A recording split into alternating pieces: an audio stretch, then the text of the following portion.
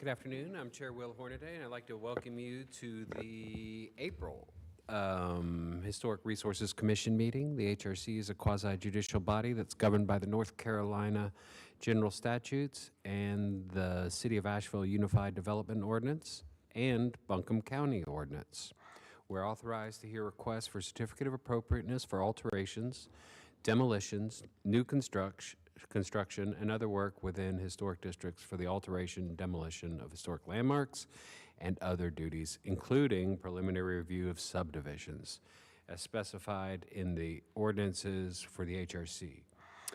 I'm now ask commissioner members to introduce themselves, starting over on this end. Bill Roberts. Leslie Humphrey, Montford Neighborhood. Jenny Bowen, Buncombe County Special Collections. Celeste Gorman, Interior Design. Will Hornaday, Albemarle Park. Sue Oliva, American Historian. Cecil Holt, Montford. Yeah. Carly Gillingham, Assistant City Attorney, Legal Counsel for today for the Historic Resources Commission. Alex Cole, the HRC Staff Liaison. Aspen Johnston, HRC Planning Tech. Thank y'all. We'll first consider the minutes from last month's meeting of the HRC. The minutes include finding of fact and conclusion of law. Are there any corrections? Hearing none, is there a motion to approve the minutes? I make a motion to approve the minutes. Second. All in favor? Aye. Anyone opposed? All right, great. We'll now begin the evidentiary hearings for the items listed on the agenda. As a quasi-judicial proceeding, the HRC is not setting policy, nor are we soliciting public opinion on the desirability of an application. The HRC hears and considers evidence presented and applies the standards set forth therein to the specific historic district or landmark for that application. The HRC must make its decision upon competent, material, and substantial evidence to determine the facts of the hearing. The HRC will use judgment and discretion to apply the standards contained in the relevant standards to the facts. The commissioners in voting for an item will not have a fixed opinion, not susceptible to change, have a conflict of interest, or have engaged in ex parte communication regarding the application. This meeting is open to the public, but participation is limited to interest parties who wish to provide comment, testimony regarding the proposal. If you're going to be speaking as a witness tonight, this afternoon, it's not going to go till tonight, please focus on the facts and how they relate to the relevant historic district standard, not personal preference or opinion. Witnesses must swear or affirm their testimony. At this time, I'm going to administer the oath for everybody who's going to be speaking tonight, this afternoon. So if you're going to talk, stand up and raise your right hand. Do you solemnly swear or affirm that the information you present during the hearing for a certificate of appropriateness before the Historic Resources Commission shall be the truth, the whole truth, and nothing but the truth? Thank y'all. Y'all can sit down. Our first thing to do is to continue 265 Cumberland Avenue to May meeting. Is there a motion for that? Make a motion to continue 265 Cumberland to May. Second. Second. All right, numbers, and then that's it. We're going to turn it over to Alex Cole to present our first item.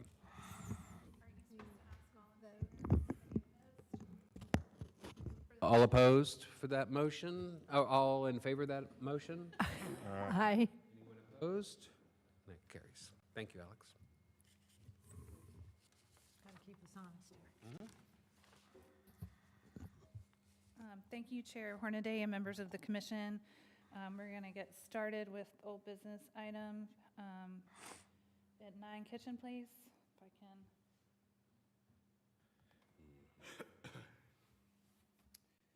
I think all of you were here last time around, but just as a refresher, this project is a a one-story commercial building in Biltmore Village that was built in 1929 that sustained damage from Helene. So they are about to upfit the building for a new tenant.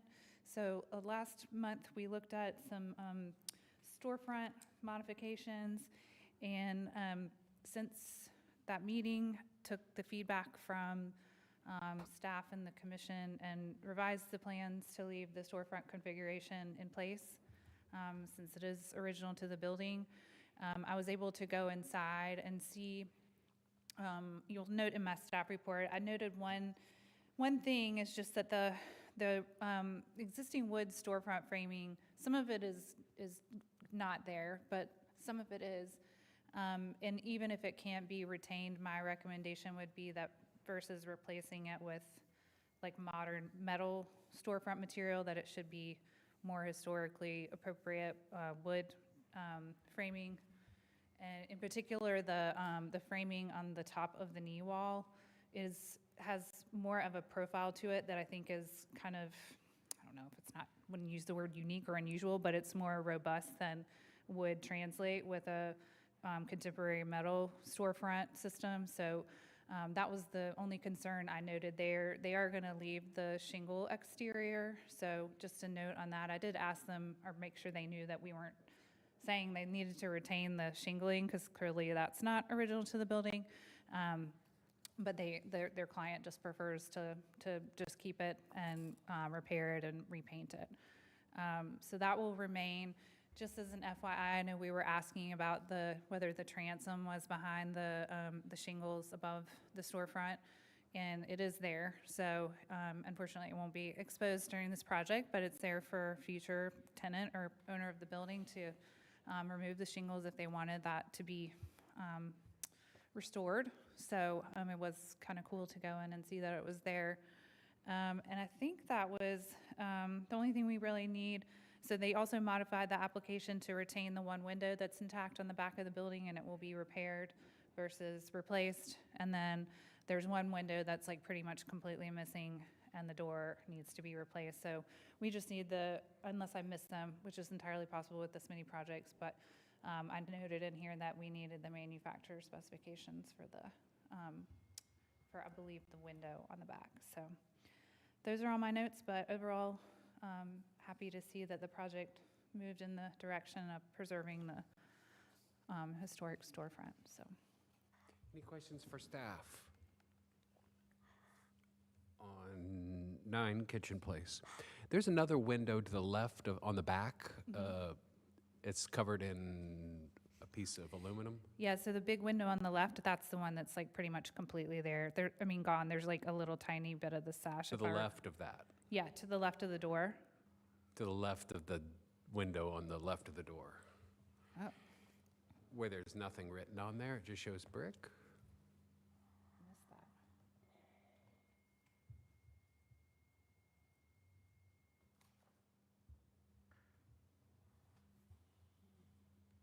It's there. It was on that, yeah. Right where the fence terminates into that? I see. I think that I couldn't see that from the inside because it's closed off. I think there's, if I remember correctly, there's like a little closet in the Wedge, inside that I couldn't see that, so I hadn't noticed it from the outside either, so I'll let the applicant. There's a sill and everything on that, so I was just wondering. Good eye. Yeah, Well- good eye. Thank you, everybody. Any other, Note that in the minutes. any other questions for Alex, or? I have one. I'm just looking at the photos and the application. Is there any mention of the entrance floor, the exterior? It's kind of The a step tile, right now. yeah, it's gonna remain. It does just remain. Yeah, yeah. Thanks. All right, thanks so much, Alex. Okay, thank you. Now we'll call up the applicant for 9 Kitchen Place.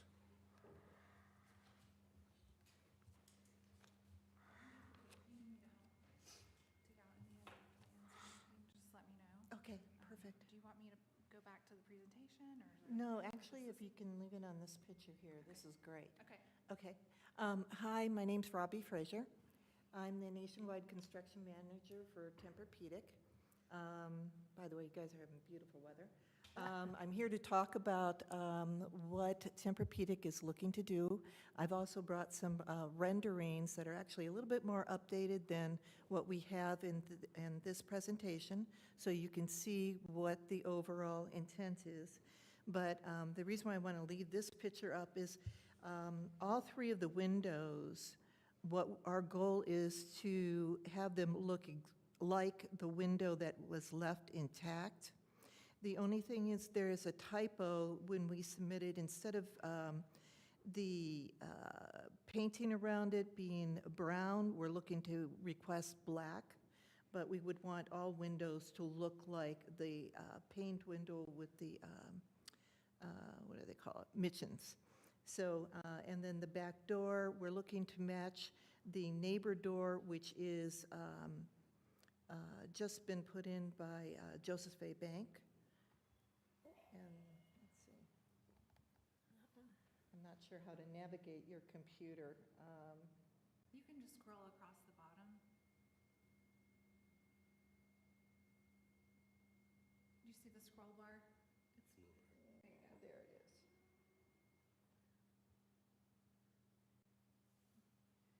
Okay, this picture is a picture of what it looked like at the time that Tempur-Pedic was looking at it. As you can see, the awning was Joseph A. Bank. That has been removed. The latest picture shows the awning removed. What we are looking to do is, of course, replace the awning. We're going to want to leave the knee wall and also build out a knee wall on the other side to match, and then have the glass. I don't know if this will, if yours has, okay, it doesn't show the Joseph A. Bank. Do you have the latest picture in here of Joseph A. Bank? This is the most recent set of photos that were submitted to us.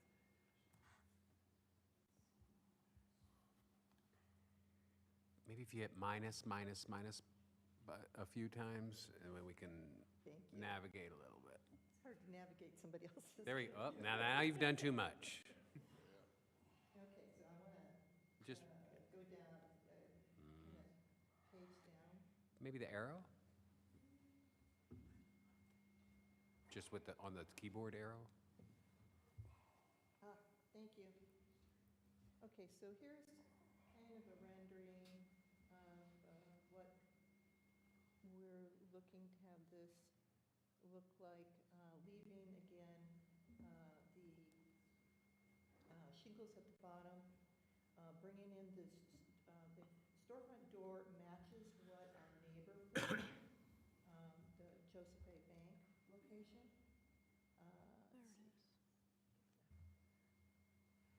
We're looking to match the lighting that they put in and just have the plain black. That's also what Joseph A. Bank did at their new location. So it does give kind of a consistent look to the two buildings.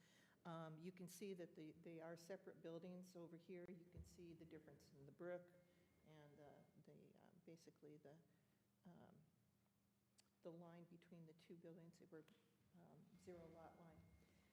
One discussion that we have had, and we will take whichever direction, as you can see here, sorry about that. You can see that there was a tile put in over the cement at one point in time. I don't know if that's original. It doesn't look original. Would you mind speaking into the microphone? Our Oh, sorry. folks online can't hear you. Okay. Thank you. How's that? Is that better?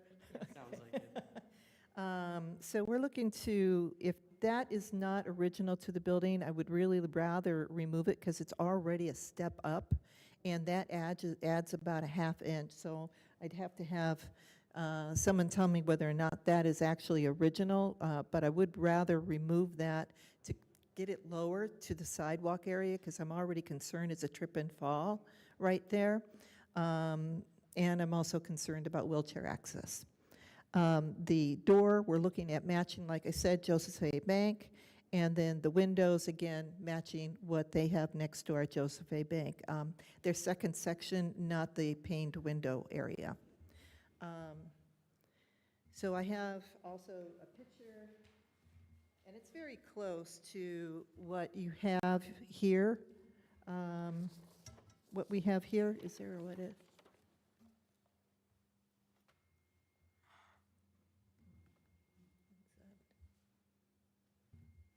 I don't know how to zoom in. There we go. So you can see on this particular one, what we were showing is removing that tiled area and just leaving it with what looks to be the original, leaving the shake-in and requesting to have it in black. That also is in line with the characteristics of the Joseph A. Bank location, and keeping the overall historic nature of the building intact. And then on the back of the building, I'm just giving you kind of a look. It didn't exactly come out right. Right here, there's actually the two windows, and we were going to, both windows would be treated in the same way. Of course, the door being black, and again, keeping in character with the neighboring store. Any questions? I have a question. When I met on site with the property owner, they said that the front of the building wasn't changing in terms of like the tiled area. So that's new information for as far as That is really up to the committee to decide. We're open to go either way. No, but I'm asking if the property owner is aware of that being proposed and if they're on board with that. They were okay with us making a complete change and literally getting rid of the entire storefront there at one point in time. So that would have gone away. Gotcha. So that has been already previously discussed, but now we're leaving the entire storefront really the way it is, with the exception of that. And, we'll go either direction. The question is, well, again, my concern is it's about half-inch tile, and it doesn't look like it was the original to the building, so I'm trying to lower it. Again, my concern is more of a trip and fall because of the fact that you've got a step that's about that big. No, I understand what you're explaining. I just wondered if the property owner was on board with that, because they had relayed different information to me, and they told me when I was there a couple weeks ago that the ADA entrance would be that would be like through the back of the building. So I just want to make sure I understood, because that wasn't part of the information that's been shared up to this point in terms of demoing the little stoop thing at the front. Yeah, they were fine with us completely moving all the way to the what would be. I was just going to say, if you look at the revised application and project description received on the 30th, it does say that the, quote, "the existing recessed entry and tiled step will remain as is and intact," end quote. And that's fine. I'm just We're saying. okay with that. I mean, It is new information for sure. If the council wants to go and have us leave it intact, we're happy to do so. We are just bringing it up as a possibility.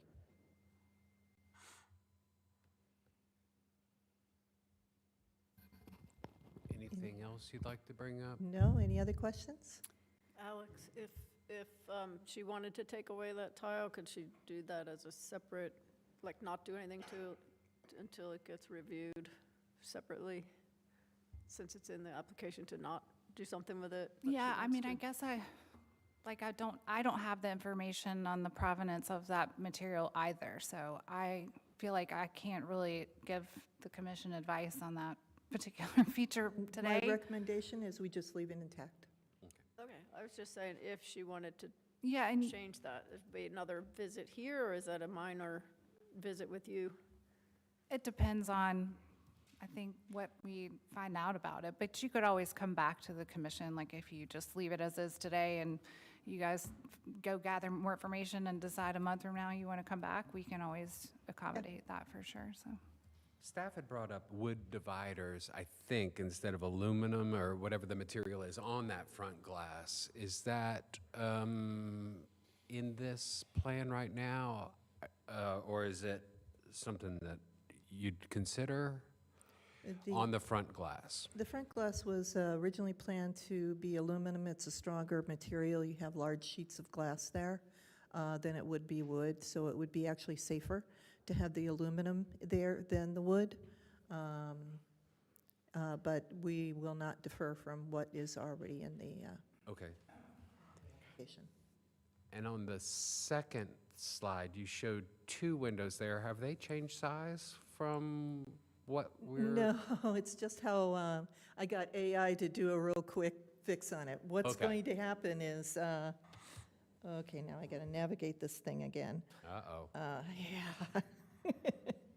See, sorry, Yeah. sorry. There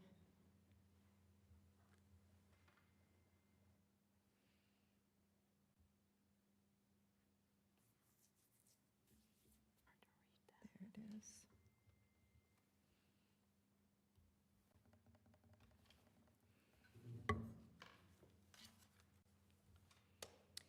So what you would see in this picture, you'll see there's that metal sheet.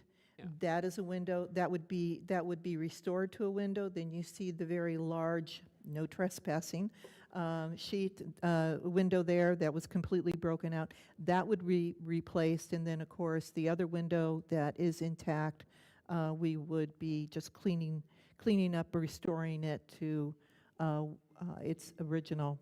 So there'll be 3 Condition. windows and 1 door. 3 windows and 1 door. Exactly. It's literally exactly as you see there. The only thing is my Okay. rendering was the best we could do quickly. Yeah, yeah. Does that make sense, staff?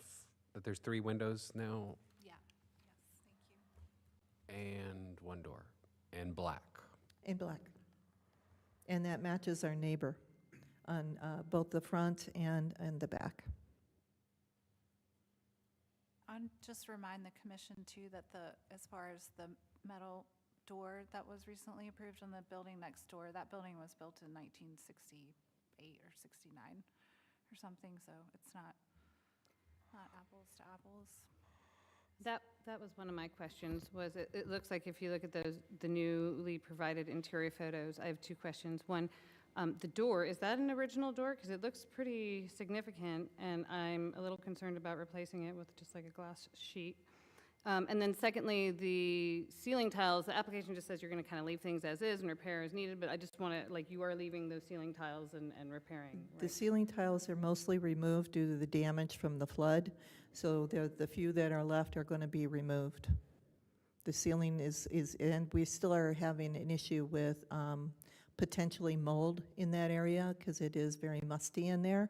So we do have to do probably some more remediation to clean it up because it was completely engulfed. And we're also replacing all the electrical, plumbing, everything that was in there. Thank you. Any other questions? I was just going to respond to your question about the door. I think that when the neighboring building was built, there was, I guess the building that was there had burned down.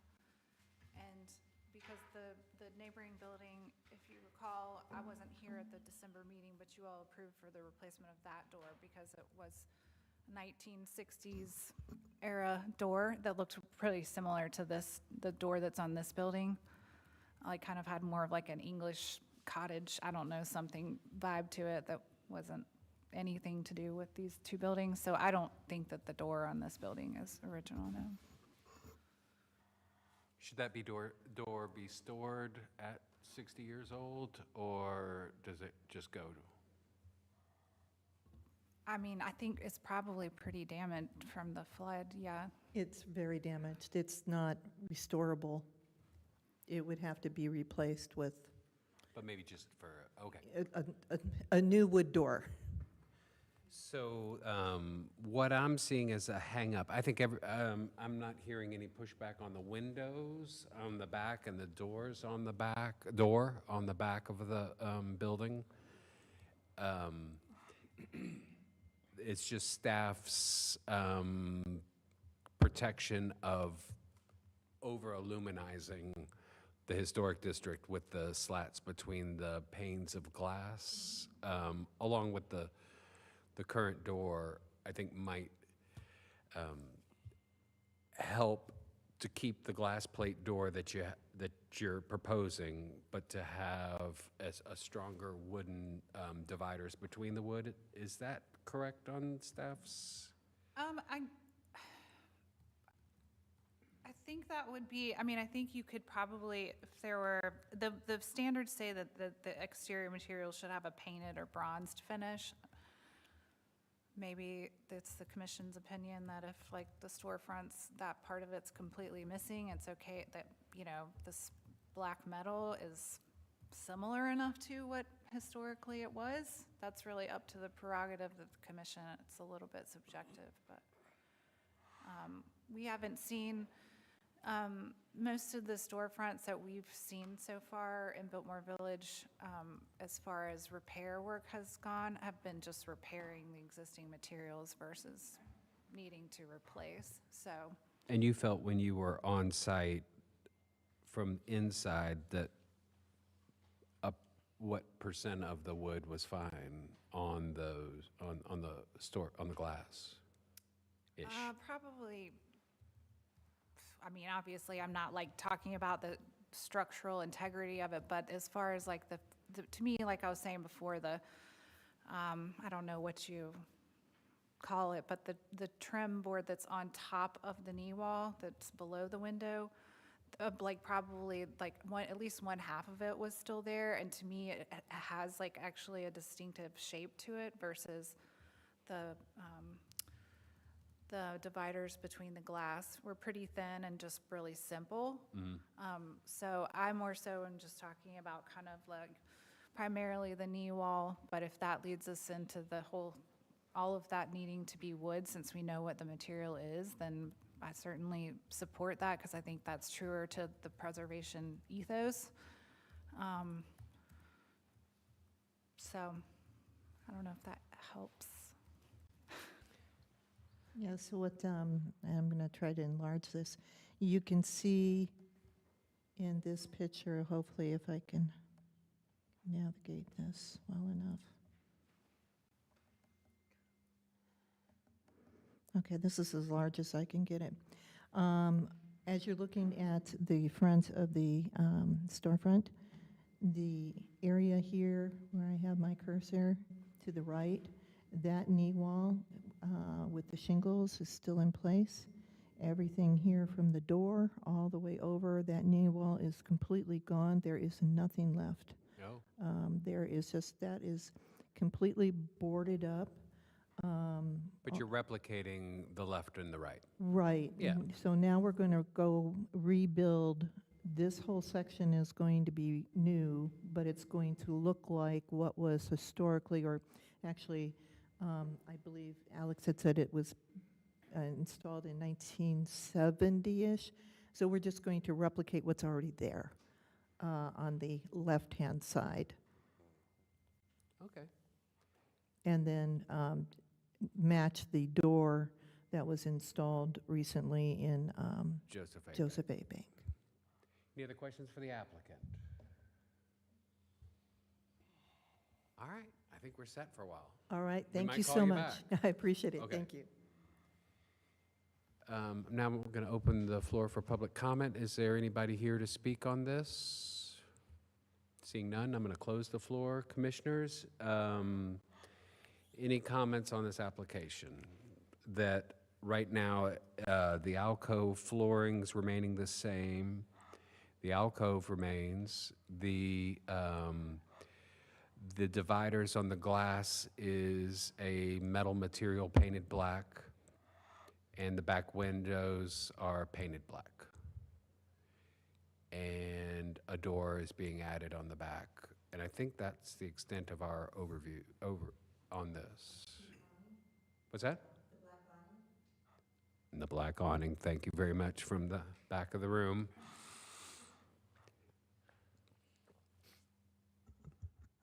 I just had forgotten that I'd taken these interior photos that are in your packet Right. as well, if you kind of want to get a sense of. So that's being replicated on both sides, that exact look and feel, a V-board or, not V-board, but bead board.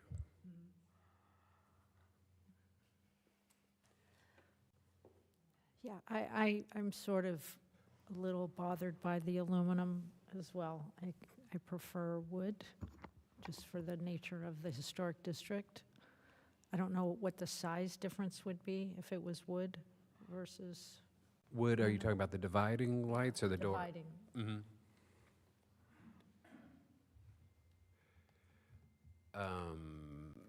I can't. Is there a mulling detail for the front windows where they come together at an angle?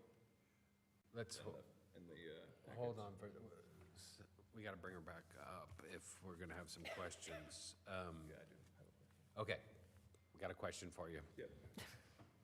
Sorry. It's okay. We all have questions. Yes. Is there any mulling detail for how those windows come together at that time, at that angle? If the architect did include that, now you're going to make me navigate this thing again. Yeah, it's just going to be pictures on that one. Go ahead and scroll. Arrows are going to pop up on the left and right if you, if you cursor that way. Oh, Yeah. I don't know how to work this either. Thank you. Do you want me to go back to the plans? Is that where you want to? Yeah, the application, I believe that she has the specifications. She had several specification sheets. A lot of door stuff, for sure.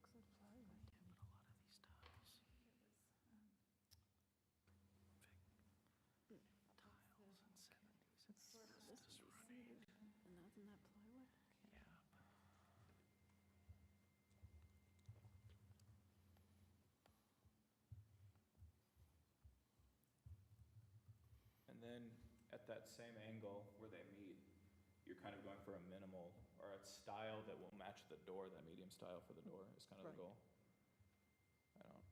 I'm just trying to imagine that same thing done with framing and then wood windows Let's see if I can. and reading the same. Yeah, Yeah, visibility. Yeah, sure. it's like you can do,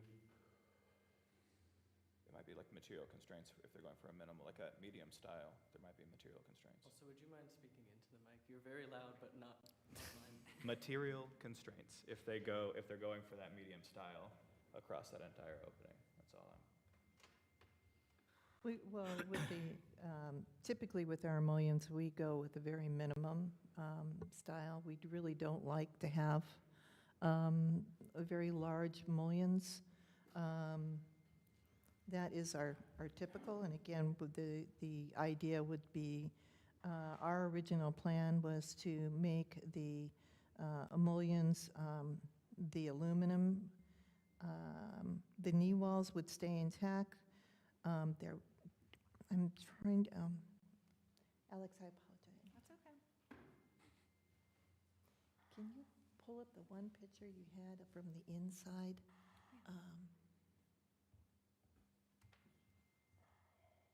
Thanks, perfect. Up, down. This picture, but I want to blow it up. Looks like these two are steel. This isn't my computer either. He's not.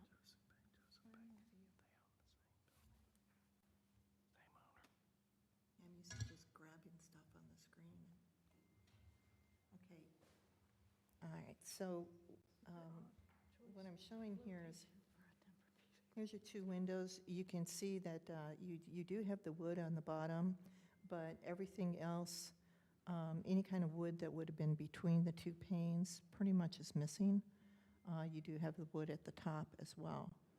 And again, I understand we're trying to maintain the historic look there, which is why we're doing as minimal as possible.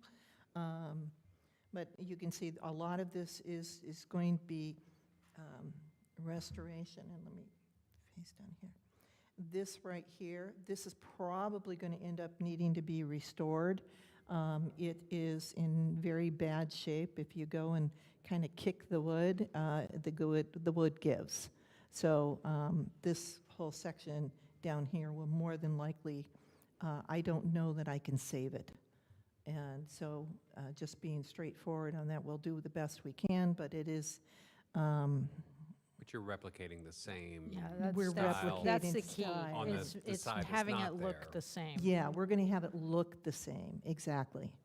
So it keeps that integrity, the historic integrity look as best we can. Yeah, that's good. Yeah, but the concern is that the styles of the windows, when they go in, they're large retail panes, Right? and they're going to be giant blocks of aluminum instead of a wooden paintable finish. Yeah, there'll be blocks of aluminum about that big. Yeah, giant was a little bit of a hyperbole, but yeah, they're just going to read as, Modern. yeah, Yeah. extremely modern. Yeah, and I mean, if the Historic Commission finds that wood would be best, we're okay with that. Best. Best. My concern, you know, with the windows, if I'm leaving them as standard glass and not tempered glass, you know, so I would really want to go with more of a tempered glass if we're putting them in wood. Because you're Tempur-Pedic. Well, of course.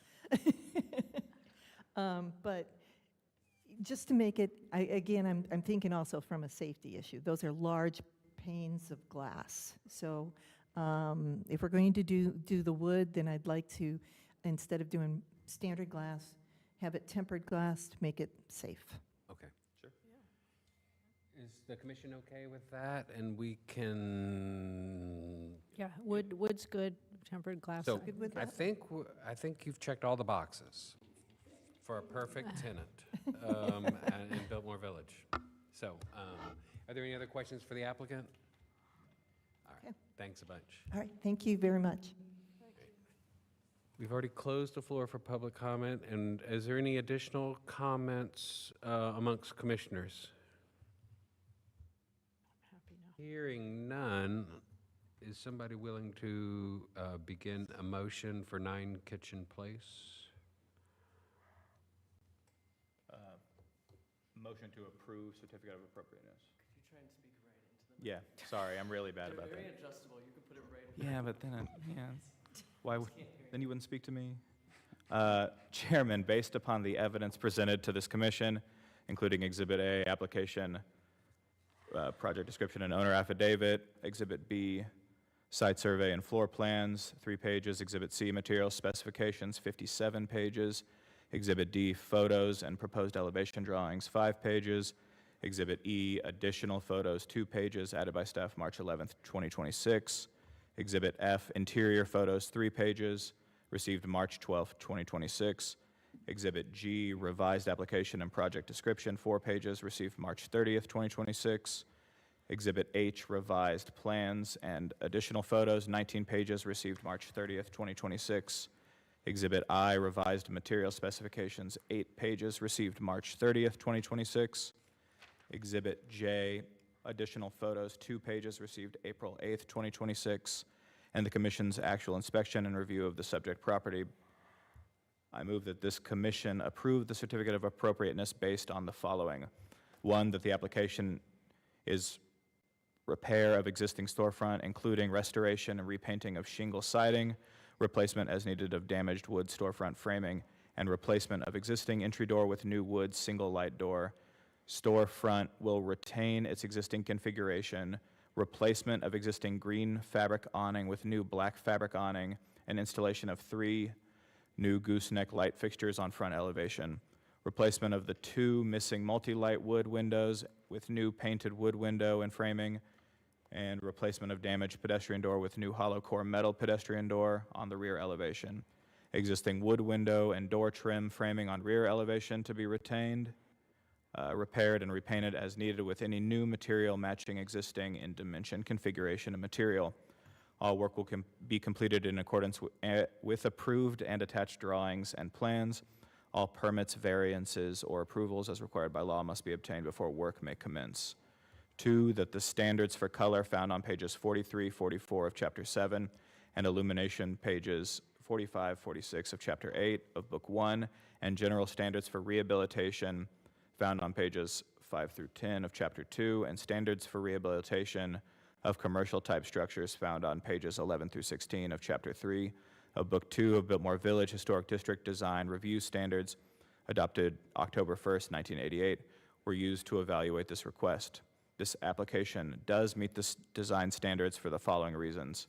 A, the original size, shape, materials, and configuration of the storefront are being maintained and restored.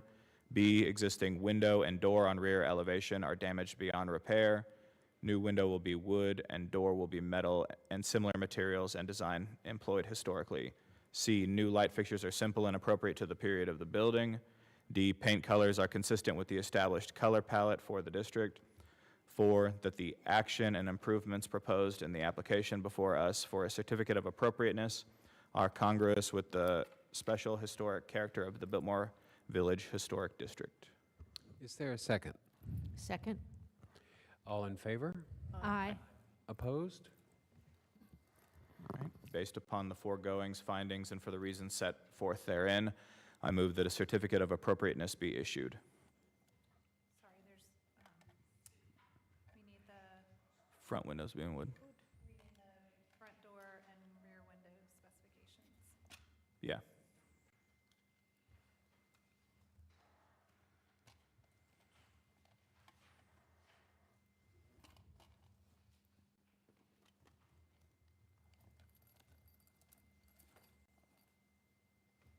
Front door and rear window specs will be submitted for staff review and approval. All in favor? Aye. Aye. Anyone opposed? All right. Thank you very much. What were you doing? Oh, wait. What? What were you doing? You were doing this to me. Yeah, I'm good.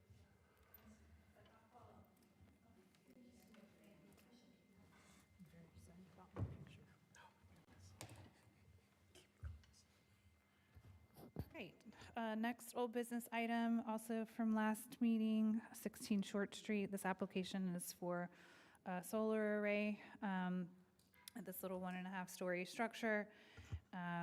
Parcel map is on the left, just to orient you to where we are. The panels, as originally proposed, are on the south-facing portion of roof. There's a total of 15 panels, as shown on the roof plan. At the last meeting, there was some discussion about, because these panels will be so highly visible from the street, were there any alternative options for placement of the panels? Could they be, at least try to put some on the dormer? What other options were there? So the applicant did collect some additional information in your packet. I don't have the figures right in front of me, but their revised assessment included like what these two different configurations, the output difference would be. I want to say one was like around 6,000, the other one somewhere in the vicinity of that. And I believe the ideal output that their original assessment was somewhere north of 8,000.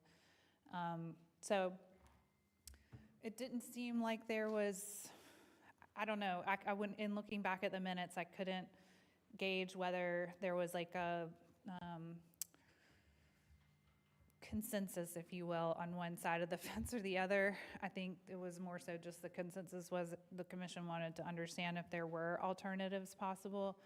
And I guess my understanding from reading the assessment is that they still are, obviously would prefer the first option that they proposed. I was kind of interested to know from the applicant, I think this is for backup power. It's not for, I think maybe I missed that. Anyways, I just wanted to clarify on that. Not that that should necessarily change the reason, but I did note in my staff report that staff's concern is related to the overall integrity of the district. That certainly does not mean that I do not support solar generally or this project.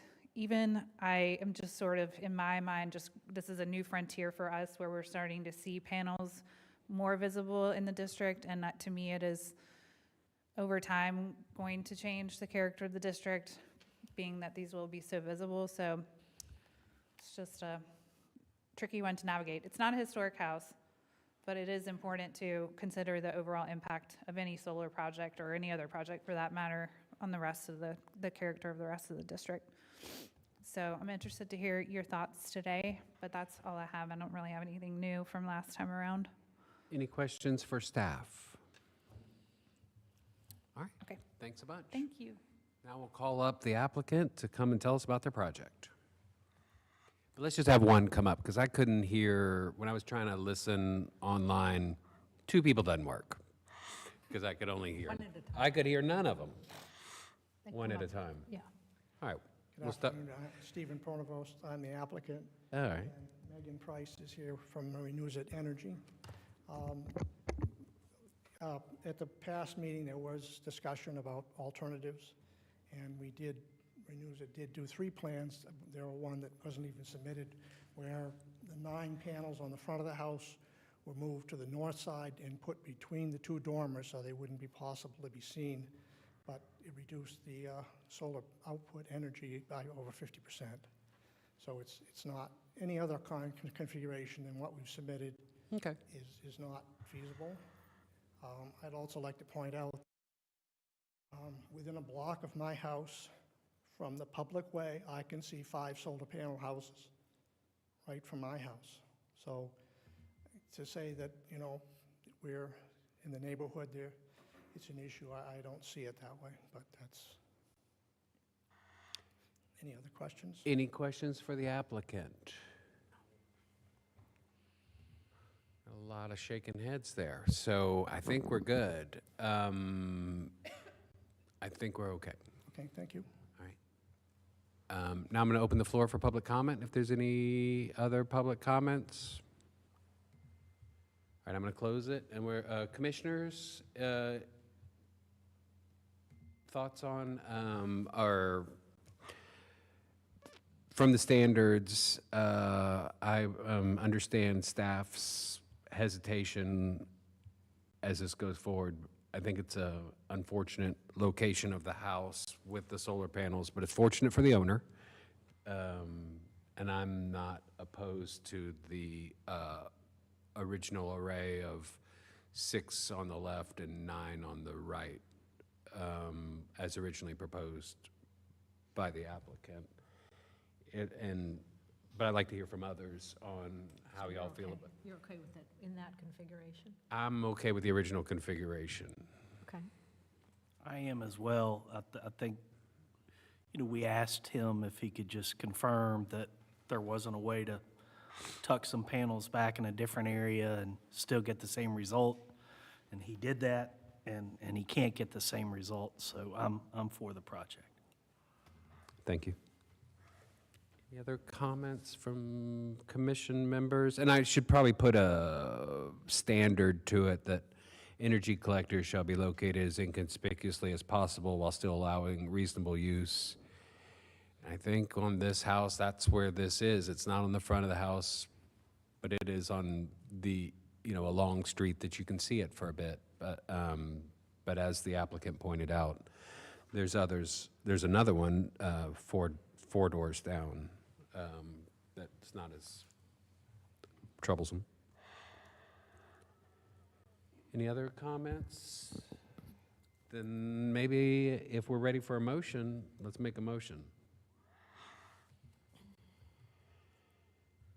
I'll make a motion. Chairman, based upon the evidence presented to this commission, including Exhibit A, application, owner affidavit, and project description, 4 pages, Exhibit B, engineering letter, 2 pages, Exhibit C, roof plans, 6 pages, Exhibit D, solar panel specifications, 9 pages, Exhibit E, site photos, 5 pages, Exhibit F, additional photos, 4 pages, received March 11th, 2026. Exhibit G, Renew Energy Solutions product sheet, 12 pages, received March 16th, 2026. Exhibit H, alternative roof plans, 4 pages, received March 30th, 2026. Exhibit I, additional photos, 2 pages, received April 3rd, 2026, and the Commission's actual inspection and review of the subject property. I move that this Commission approve the certificate of appropriateness based on the following. 1, that the application is for installation of 15 67.87 by 44.65 inch times 1.18 inch black solstice panel, solar panels on south-facing portion of roof and related power wall and equipment on rear elevation.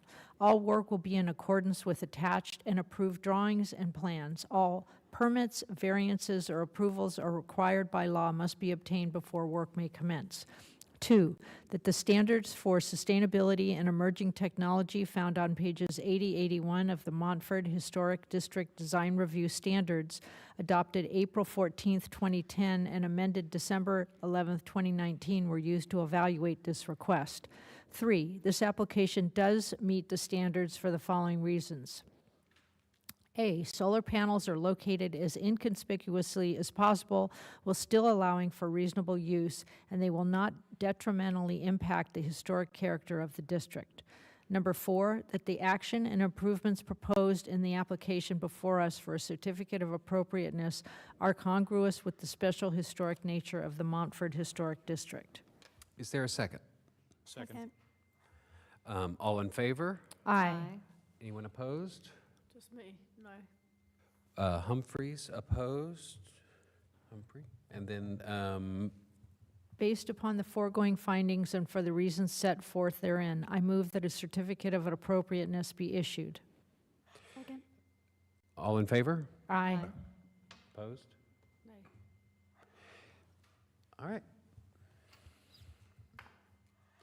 Thank you very much. We're coming back.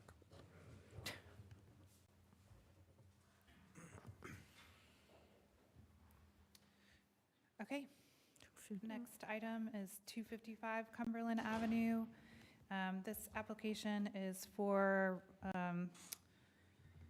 replacement of the existing garage doors, and I think I'm going to defer to the applicant because I have a question. I thought I saw 3 pedestrian doors that were going to be replaced, but maybe there's just 2. So just need to verify that information. But the doors in question are the paneled garage doors. They're badly deteriorated. They're going to have custom doors built to match the existing that will be wood. And then I also will defer to the applicant on this, but I believe, and I didn't put these in my slide deck, but they included several different specs for the pedestrian doors, and I believe those are just being presented as options. So I'll just let the applicant drive from here. But I don't have any objection to the replacement of the doors because I don't think that the 2 on the back of the house are original, and then the one on the side is definitely not. It's a metal door, so. Did you have any issues with the 3 options of doors that were presented? Let me pull them up.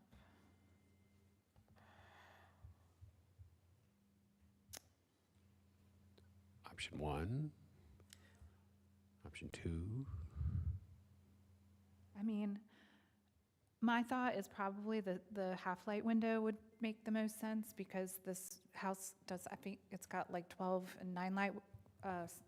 At the garage level or Sashes. up at the house? Up on this first level? On the first level, I mean, I think that it might make more sense for the door on the basement level to be solid, but That's the solid one, right? that's the solid one, but. Okay. I was just seeing if there was, I didn't see any problem with any of the doors, and I didn't think that was, Yeah, same. it's up to the, Yeah, I was only maybe gonna, like, I don't know that I would recommend the 9-light door because I feel like this windowing. would compete with the windows in a weird way, but Okay. it's kind of, I don't know if anybody else has thoughts on that. Look, I can pull up a photo of this elevation if it's helpful.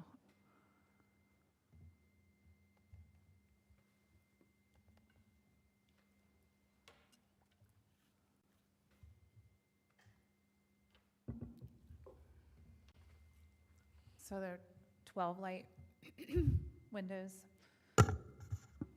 Any other questions for staff? Nope. All right, thanks a bunch. Thanks. Now we'll call up the applicant to come up, introduce themselves, and tell us a little bit about the project. Sure. So, sorry for the confusion there. Are you Griff? I'm Griff Campbell. Okay. Thank you. The 2 full light doors that are on here that you saw in those pictures, that was just for like a reference that they weren't, the new door we're trying to put in is only this basement entry door that you see labeled there. The client would prefer the half light, just to let some light in the basement there, where he's gonna have like a bike shop and stuff. He didn't want a full light like the other doors, mainly like privacy and things like that, and, you know, shuffling lawnmower in and out and stuff like that. So that's what he would prefer, if that's acceptable. Any questions on that? So there's only one door getting replaced in the whole house at That's this application, besides the carriage doors. besides the The carriage garage doors, doors, which yeah. are like for Garage like. door, carriage doors. Okay, so that other arrow up there is just to show a full light door. That's right. And you're proposing a half-light door, half That would be his preference. a 50/50. Correct. Okay, No divided, just. gotcha. Yeah. And then the carriage doors, as Alex said, we would have those rebuilt just like they are, except with pressure-treated material, paint, like the paint colors are now, proper latching and sealing and things of that nature. It's just rotten and doesn't seal up. Very simple, very easy. Any questions for the applicant? Or were you done? Yes, unless you have more questions. Okay. Will you have to custom make those carriage doors, or can you? Yeah. You We no. tried to get a manufacturer to make them. They won't warranty them because there's no overhang right there out of wood. And you would I have to tried with a apply few. for that. Pardon me? You would have to apply to add an overhang. Yeah, and we didn't want to do that either, so. Oh. Have you considered doing them in white oak instead of treated, pressure treated? No, but it's certainly an option. Just cost, Just, probably yeah, would be. well, and life, It would be kiln-dried wood, pressure-treated, so right, it's you can paint it right away. acceptable to paint Mhm. much quicker. Any other questions? No. All right. Thanks a Thank you. bunch. Thank you. I'm going to open the floor for public comment. Is anybody here to talk about 2 carriage doors and a basement entry door? Then I'm closing the floor for public comment. Commissioners, is there a hang-up on this with the standards? So the half-light door is what's being proposed instead of the aluminum door that's down there now. I'm guessing it's aluminum. Might be wood. Steel door. So that's all there is to it. I think but there might be comments, questions. You could ask a question. There's nothing wrong with that. Is someone ready to make a motion? I'll make a motion to approve 255 Cumberland Avenue's certificate of appropriateness.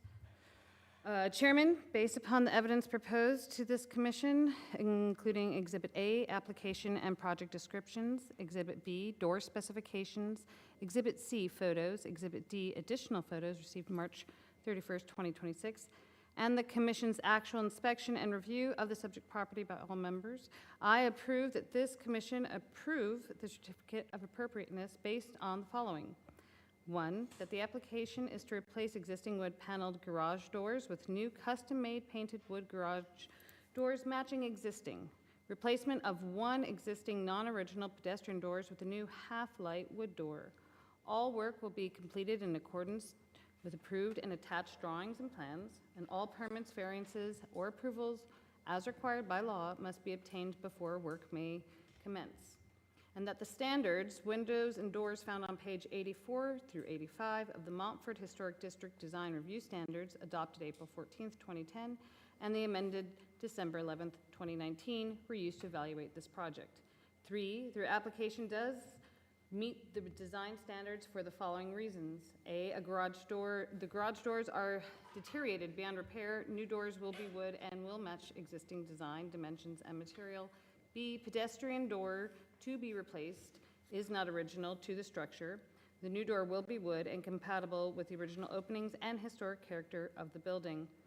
4, that the action and improvements proposed in the application before us for certificate of appropriateness are congruous with the special historic character of the Montfort Historic District.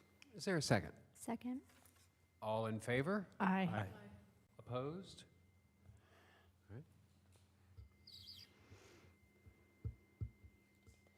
Oh, sorry about that, sorry. Sorry, I scrolled too far.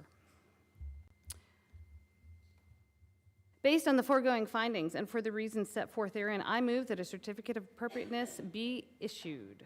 Second. All in favor? Aye. Opposed?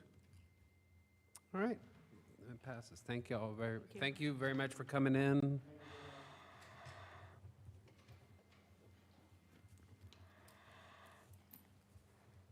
We're going to have 10-item agendas from here on out. You guys are like lightning speed.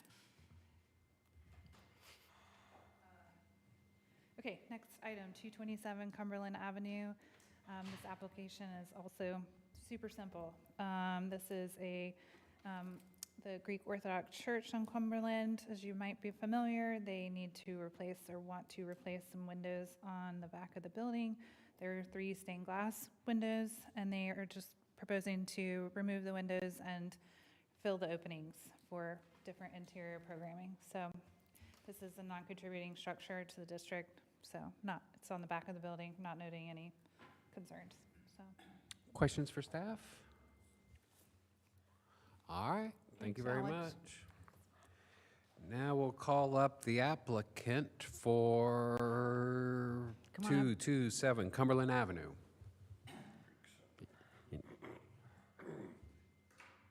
Let's see here.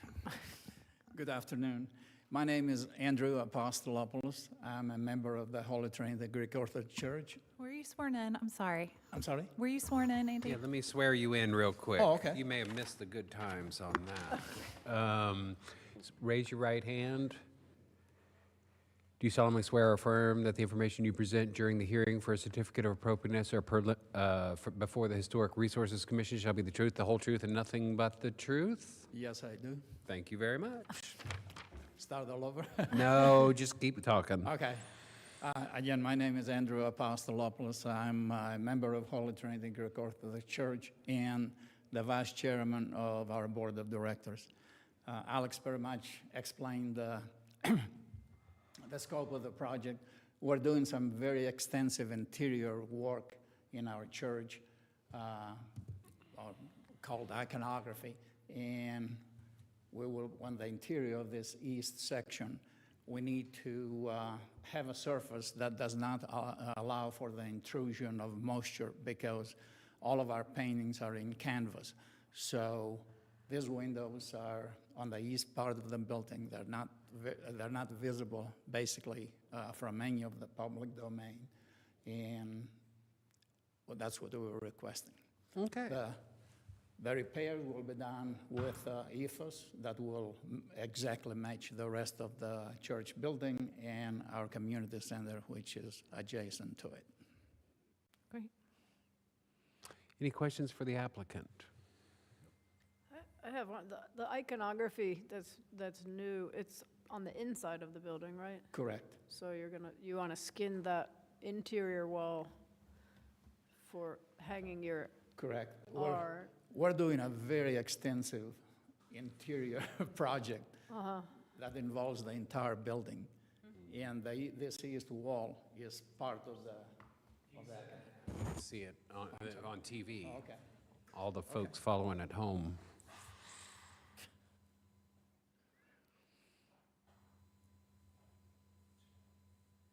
Zoom out that far, but that's as far as it will go, so we get the idea. Thank you. Any other questions? Well, I was just wondering if you leave the windows and just seal it so the inside wall doesn't show the windows, but they stay on the outside, wouldn't that be easier? The concern of the iconographer, the person that's doing this work, is no matter how we try to seal, the openings from the inside, the potential for moisture will always be there, and it will ruin the canvas that all these images will be on. Okay. It's beautiful. Any other questions?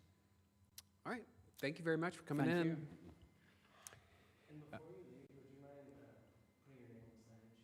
Okay, sure, thank you. Not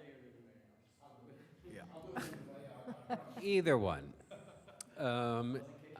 I'm going to open the floor for public comment if there's anybody here who's here to talk about the 3 windows at the church. Not seeing anybody, I'm going to close the floor for public comment. Commissioners, any concerns? Is there a commissioner with a concern on this project? Nope. Then maybe we can entertain a motion. I'll make a motion. Chairman, based upon the evidence presented to this commission, including Exhibit A, application and project description, 3 pages, Exhibit B, site plans, 3 pages, Exhibit C, photos, 5 pages, and the commission's actual inspection and review of the subject property by all, I move that this commission approve the certificate of appropriateness based on the following. 1, that the application is to remove 3 existing stained glass windows. Openings will be filled with exterior surface, and exterior surface will be sided to match existing. All work will be completed in accordance with approved and attached drawings and plans. All permits, variances, or approvals as required by law must be obtained before work may commence. 2, that the standards for non-contributing structures found on pages 68 and 69 of the Montford Historic District Design Review Standards adopted April 14th, 2010 and amended December 11th, 2019 were used to evaluate this request. 3, this application does meet the design standards for the following reasons. A, existing windows to be removed are on the rear elevation and removal will not affect the architectural integrity of the structure. 4, that the action and improvements proposed to in the application before us for a certificate of appropriateness are congruous with the special historic character of the Montford Historic District. Is there a second? Second. All in favor? Aye. Opposed? Based upon the foregoing findings and for the reasons set forth therein, I move that a certificate of appropriateness be issued. Is there a second? Second. All in favor? Aye. Anyone opposed? All right, great. We're good. Sign the paper and you can leave. But thank you very much for coming in.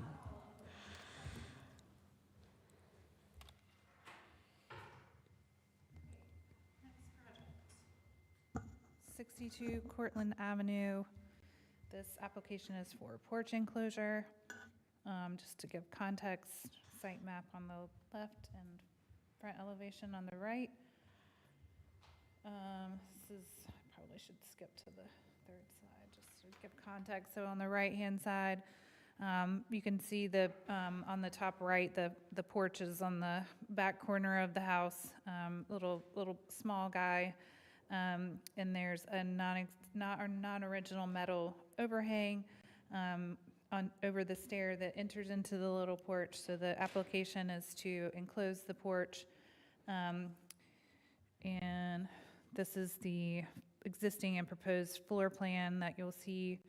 So the building footprint won't change or anything. They just want to make that an interior space and then remove the stair and awning and build a new little deck off the back of the house and move the stair over to the new deck.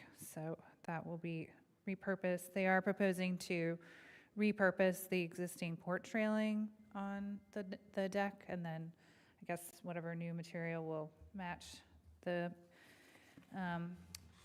existing railing. In the rendering, you can see that they're trying to kind of, let me pull it up in the plans. It's a little hard to see there.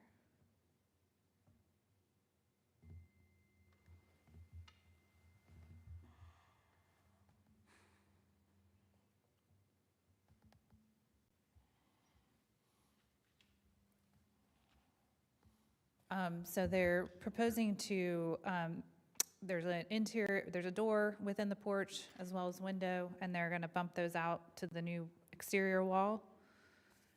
And then what they're trying to achieve with the paneling is to try to give the appearance of where the deck, where the porch was essentially, which is what the standards indicate is appropriate. And so they're just trying to kind of mimic those spaces or delineate those spaces on the exterior wall. one thing that the architect and I did talk about is they are proposing a fiber cement panel for the exterior material. That's something that is new to me. I haven't seen anyone propose that before. So, I mean, there's nothing, the standards, they're kind of tricky in that unless you're looking at the standards for new porches, it doesn't really tell us what the material is supposed to be. So I just flagged that. I don't know if the commission has concern about adding fiber cement to an existing historic structure. Typically, the commission has required wood or any other stucco, kind of more traditional material. So I just wanted to flag that to you all, and I think they could achieve a similar look in wood is maybe my understanding from the architect, but I'll let him speak to that if you all have questions, or maybe you aren't concerned with that at all, but I'll defer to him. Does anybody have any concerns for Alex? Or questions? Okay, thank you. All right, we'll call up the applicant to come up and tell us a little bit about their project. Hello. I'm Michael McDonough, Montford resident. In the course of... You're an architect, too. Architect, too, yes. And I sit on design review, usually right over there. It's kind of fun being on this side. In the course of some interior renovations, the resident found some water damage. By the way, that stone shown in that rendering represents the original foundation. So the basement comes out underneath the porch. So anytime you get a blowing rain, it comes into the screen porch and finds its way into the basement. I guess that's kind of typical, but as he was doing other renovations, he was like, this is kind of dumb. Why don't we fix this too? So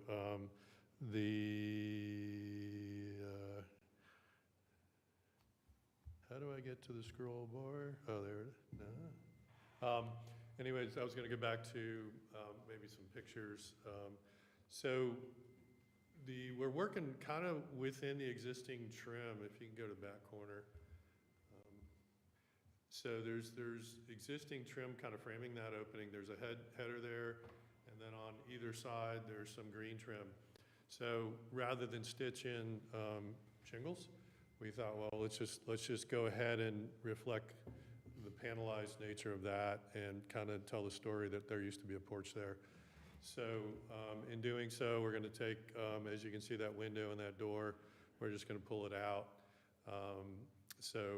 It makes sense to go ahead and use panels. And if we can keep that existing trim that's already there, we want some relief between the panels and the trim. So using a thinner panelized product will help get us some relief. And on the side there where the screen door is, that is wider than a 4-foot sheet good. Not that that matters too much, but we're kind of getting into the extremes of a sheet of plywood or whatever. So we think that by the time you try to put wood in and paint it and trim the board edges and all that, it won't look a whole lot different than a piece of fiber cement. And that'd be smooth fiber cement, not the fake wood grain. So the goal is to do the panels, and we think that honors the original porch. What else? Tearing off that side porch. And we love, you can see the difference between the modern rail and the historic rail. So we'll try to use as much of the historic rail as we can and build new rails. There's not enough to wrap the new porch footprint, but we'll just use as much of that as we can and then match that with whatever's missing. Questions for the applicant on, what are you doing with that gutter? Is that going to go through the porch, your new deck? The previous resident installed all that. Oh, it's water capture. Yeah, that's a big old tub of water. So, and one of the reasons we are essentially moving the deck, and the new deck will sit on top of that and hide it better. Right now, it's kind of this big bulky thing with pipes sticking out, and So for the most part, that reservoir will be hidden under the deck, and we will, I think the plan might show we're holding back to allow that PVC downspout to get below the deck. It's going to be inside the deck is going to be inside the corner of the house. Believe so. Okay. Without scrolling back, I think so. Yeah, yeah. Yeah, actually, the guidelines encourage us to stay back, 18 inches or so, or 12? So we figured even though that may not specifically apply to a deck, we thought we'll just inset the deck a little bit and solve a couple problems. And the on the side. reason you're not using wood and you're using concrete is because the the size of it doesn't fit a single Well, sheet. The reason we're going to a panel rather than butted boards, for instance, is because the panels are fairly big. We'd like to use cement, one, because it's thinner, it's 3/8 versus a robust piece of plywood would be 3/4. So then that plywood panel ends up being on the same plane as that vertical and header trim there. So with a thinner panel, fiber cement, we can get it to set back a 1/2 inch from the border trim, and it'll be way more durable. Okay. It'll be what?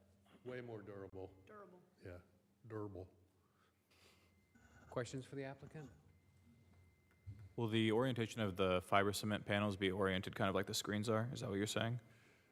Because they're like 4x8 sheets, right? Yeah, can we go back to the rendering? There will be no panel joints. Okay. Yeah, so between the doors and the windows and then the side view, there's a kind of a rail that lines up with everything else. We will not have any panel joints. Gotcha. So you can see we're on the left side, which faces the side neighbor. We're adding a horizontal trim board, and that plays off the window. So the window kind of sets all the trim boards in motion. So you can see we're starting within a picture frame of existing trim, and then we'd like to inset the framing between the window and that existing trim by using slightly thinner trim. And then we have that railing below the window, the sill, and a piece of horizontal trim. And then we pick that up on the side too. So that means all of our panels, I take that back. I think that upper one on the left, oh, okay, so I've added another inset piece of trim there to get us within a 4-foot wide sheet. Gotcha. Cool. Are there any issues with the cement from the commission? Cement board? And we are painting it that green color, so I think it should tie in to the wood. So that'll be the only cement piece, is those panels. It's better than T111. Yeah, Inside or talk. vinyl, we could do vinyl. All right, I'm going to close your talking if we're going to be talking about obscure materials. I'm going to open the floor for public comment. No one's here to talk about porches.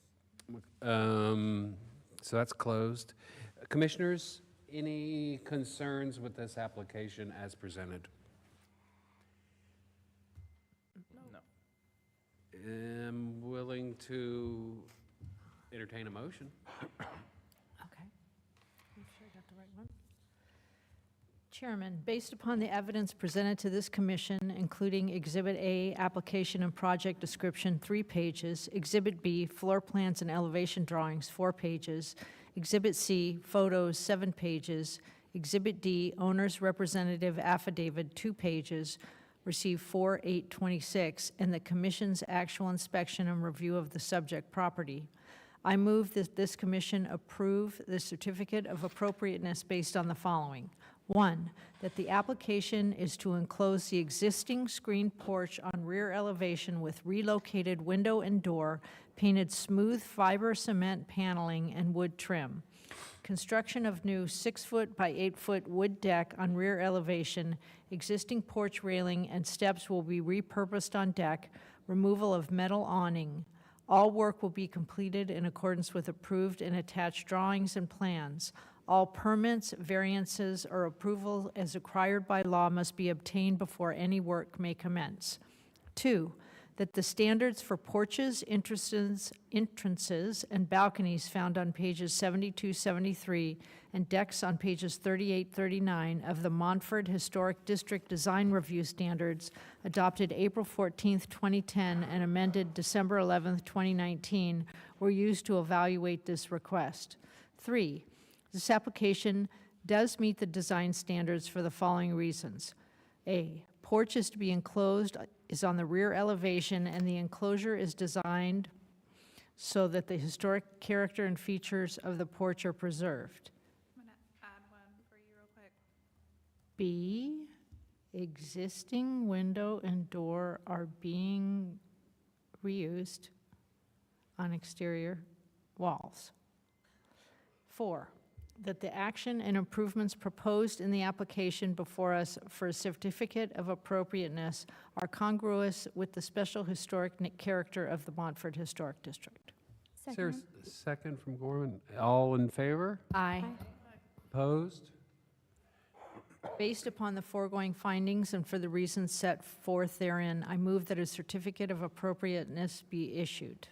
Second. All in favor? Aye. Opposed? All right, that passes. Thank you very much. That's my favorite front porch I saw this week. Okay. 62 Cortland, I don't know.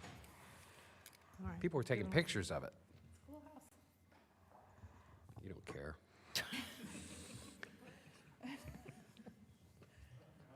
I mean, speaking of we're cool houses, we're we'll move sorry. on to the next application because it is an extra special cool house. I didn't look at the roof of this house, though. All right, so now we're moving on. We have 2 landmarks on our agenda today. We have 2 landmark CA applications, I should say, and then we have 2 preliminary actual designation landmark applications a little later in the agenda. So the property that we're talking about now is Zealandia at 1 Vance Gap Road. This property it's a giant parcel with an early 20th century Tudoresque style house that I had never been inside of until this project, which was pretty cool. awesome to tour, so highly recommend. But they are, unfortunately, this structure has a slate roof and it has come to the end of its life and needs to be replaced.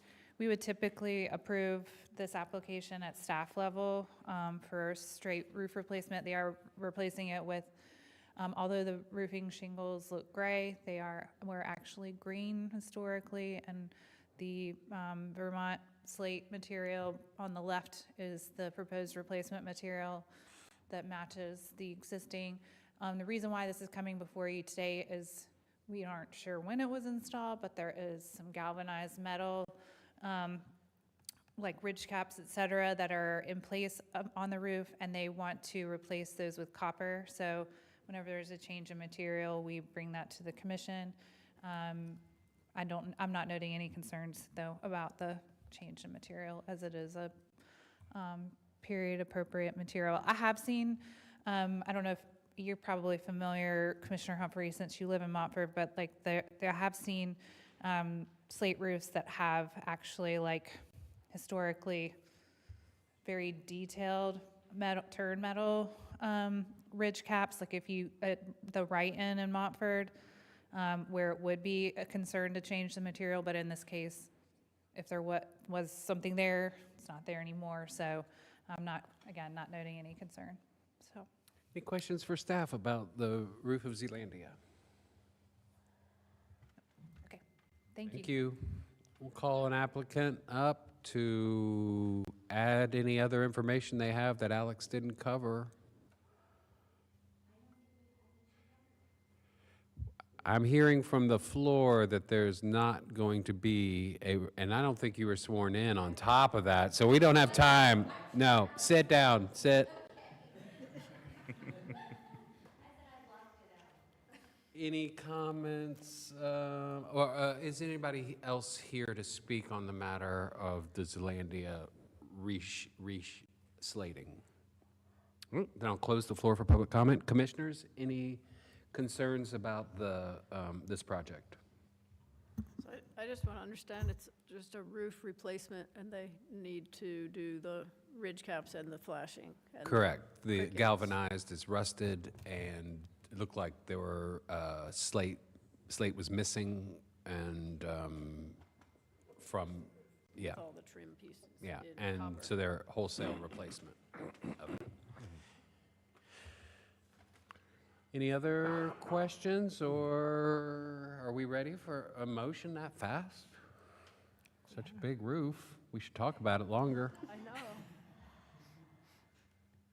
Chairman, based upon the evidence presented to the commission, including Exhibit A, application 2 pages, Exhibit B, site plan, project description, and materials 12 pages, Exhibit C, photos 112 pages, Exhibit D, Zealandia landmark designation report 14 pages, added by staff March 26, 2026, and the commission's actual inspection and review of the subject property. I move that this commission approve the certificate of appropriateness based on the following. One, that the application is to replace the existing gray slate roof with new Vermont unfading green slate roof tiles with 8-inch reveal and replacement of all galvanized ridge caps, flashing, gutters, and fittings with copper. All work will be completed in accordance with approved and attached drawings and plans. All permits, variances, or approvals as required by law must be obtained before work may commence. 2, that the standards for roofs found in the Secretary of the Interior standards for rehabilitation were used to evaluate this request. 3, this application does meet the design standards for the following reasons. A, existing roof materials are deteriorated beyond repair. Replacement materials will match existing and or are compatible with the structure. 4, that the action and improvements proposed in the application before us for a certificate of appropriateness are congruous with the special historic character of the local historic landmark. All in favor? Second. Second? Is there a second? Second. All in favor? Aye. Anyone Based- opposed? Okay. Based upon the foregoing findings and for the reasons set forth therein, I move that a certificate of appropriateness be issued. Is there a second? No. All in favor? Aye. Opposed? All right. Thank you very much for coming in and not talking.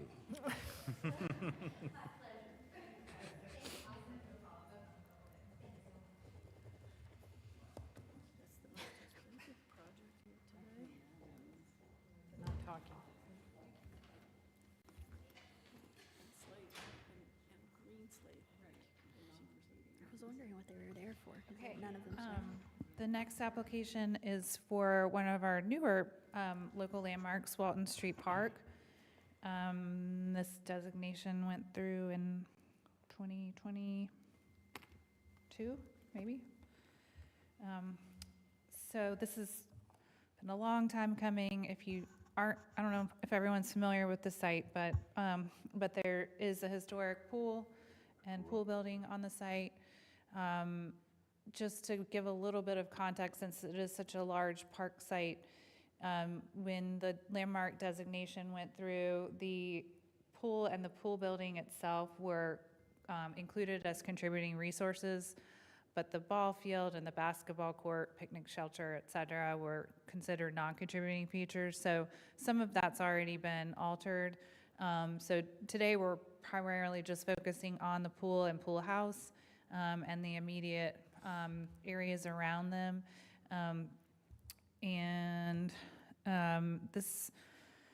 The pool has been out of use for some time, and so the city's been working with the Southside neighborhood for a while on reimagining what the pool space might be used for, since there's a newly constructed pool at the Grant Center down the street. So this project has been a long time coming, so it's nice to finally be at this juncture where we might see some new life breathe into the site.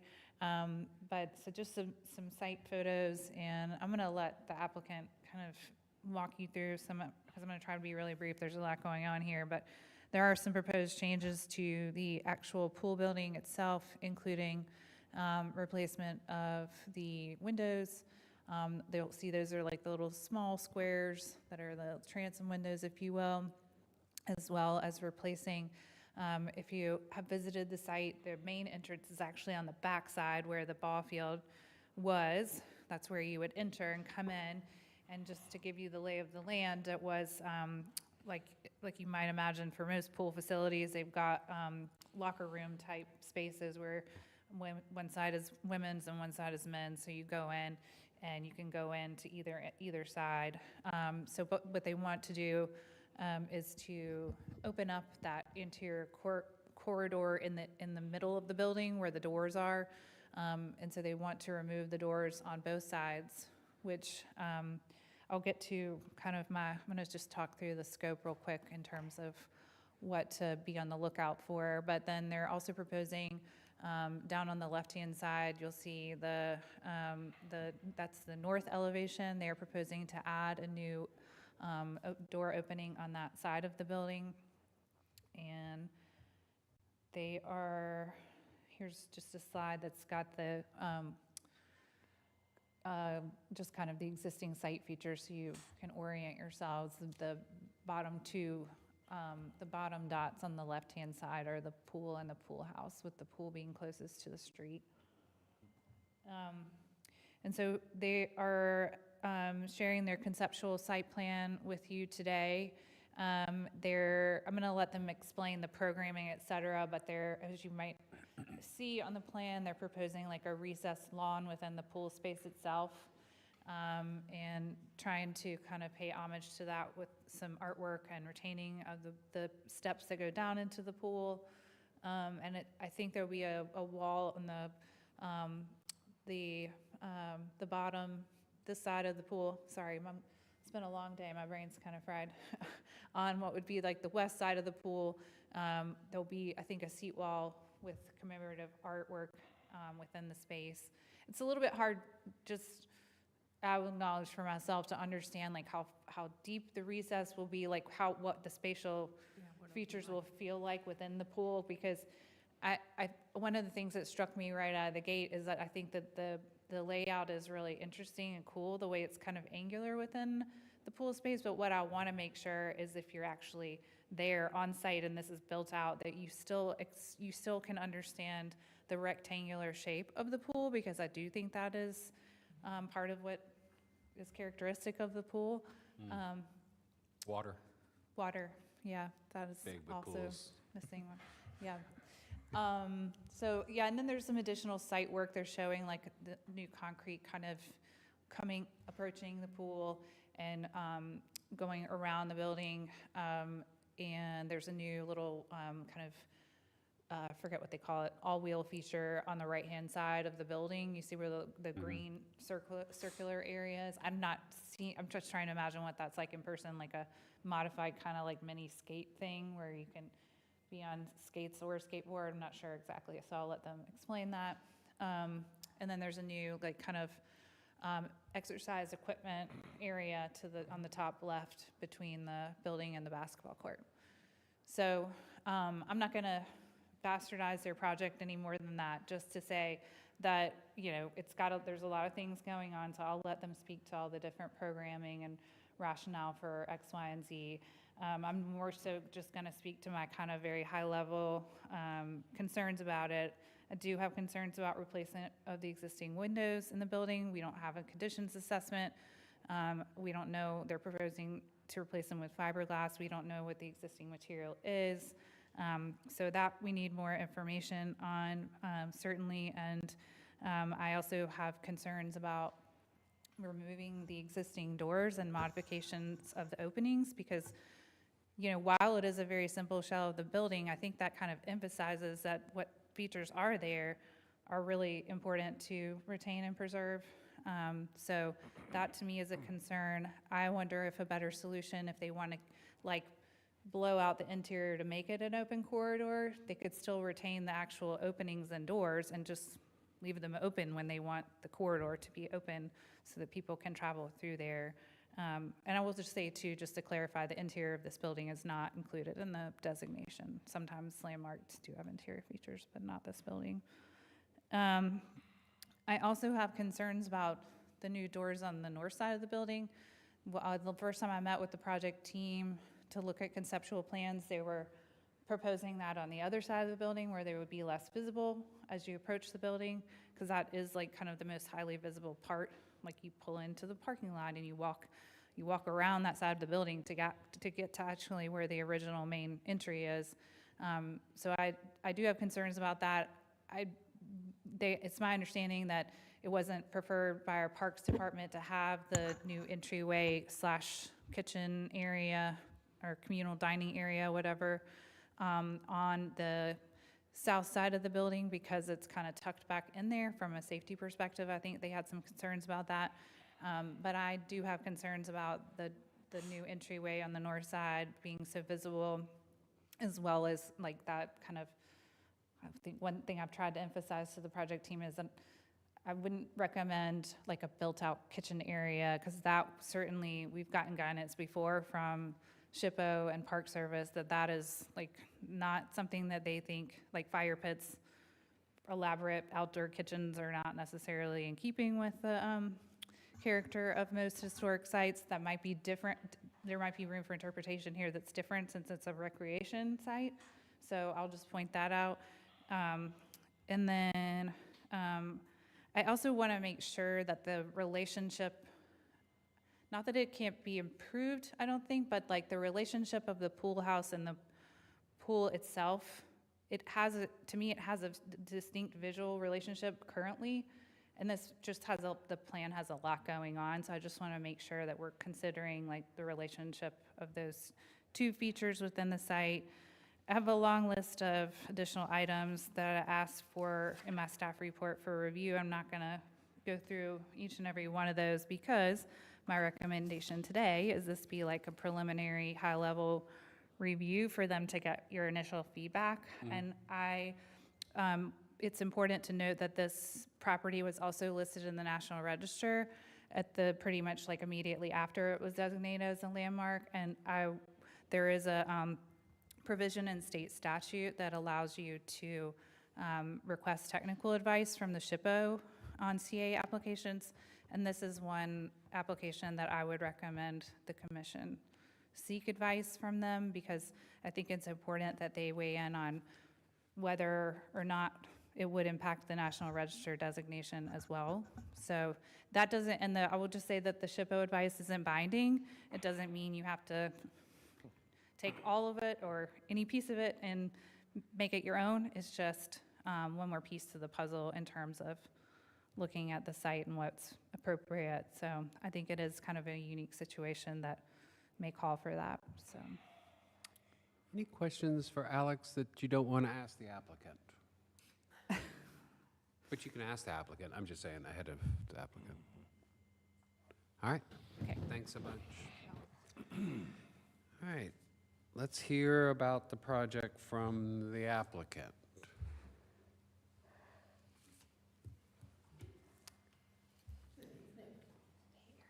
What's most helpful to you? Do you want me, we've got all your documents here, we just have to break things up and rename them. Do you want me to go to the building plans, or do you want me to go back to my slide deck? Let's start with the building plans. And just zoom in and scroll away. Sounds good. You were here when we did our first swearing in, right? True. My name is Eric Howell. I'm a senior project manager with Progressive Companies. Progressive is an architecture and engineering firm in downtown Asheville. So this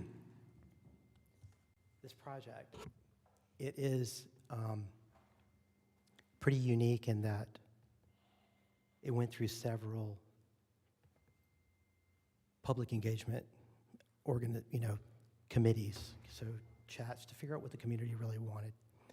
And the design formed from that engagement process. But historically, our intent for the building, I have the entire design team here, and I would probably ask some of them to come up and introduce themselves and talk about some of the parts that they're experts at. So the building itself, we're going to retain the shape as is. And being that is that The windows have deteriorated to a point where the steel lintels above the doors and the windows have started to fail. And so we need to go in and fix that. And we're not increasing the size of those windows, but we want to match the intent of where those spaces were. Back in the day when these buildings were created, this one's from the late 40s, a side-by-side pool room building had these tall windows and higher up, so they prevented people from looking in them and seeing people change, et cetera. This kind of takes away from that light sort of aspect that we're trying to intend to this building. So we're intending to maintain those spaces and just clean them up, make them appropriate for, the building itself. There are some additional, I think, components of the building itself where we're asking for the doors on those spaces to be completely open. We want to maintain, this sort of alley, through the entire space.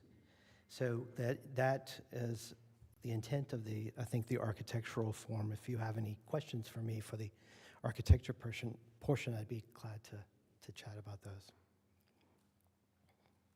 So what are you replacing the windows with? The small porthole, the small square windows, the 8/8 windows? It's similar as a product that we can accommodate, that we can find to replace. Right now, it's metal mesh with plywood, right? Right. Some of the glass is even completely broken, and the metal frame is. So are you still- putting four 2/2 divided lights in, like in one of the pictures from the 50s? Is that what you're proposing? Depending upon cost and, installation, yes, that's the intent. Okay, so that's what you're doing for the windows. And the doors that staff brought up, So ideally, in a good design, we want to pay homage to those openings. By doing so, right now, the entry into sort of the old lobby on the east side, the 2 double doors, those lintels and sizes would remain the same.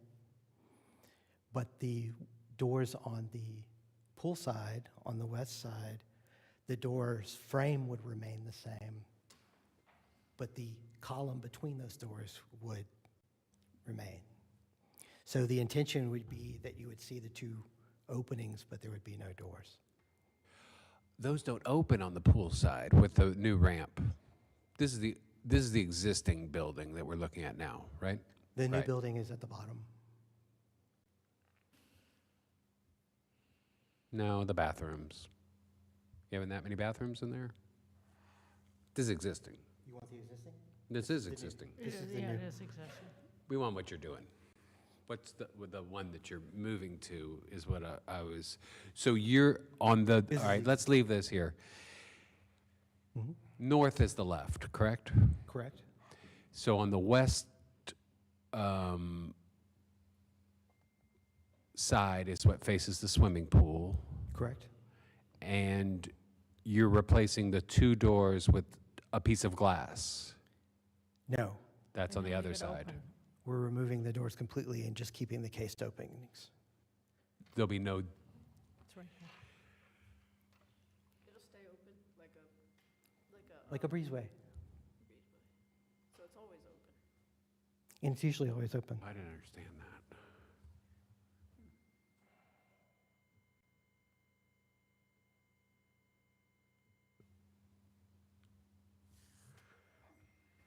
Okay, I'm sorry to stop you while you were going. No, you're good. Just wanted this to be a breezeway.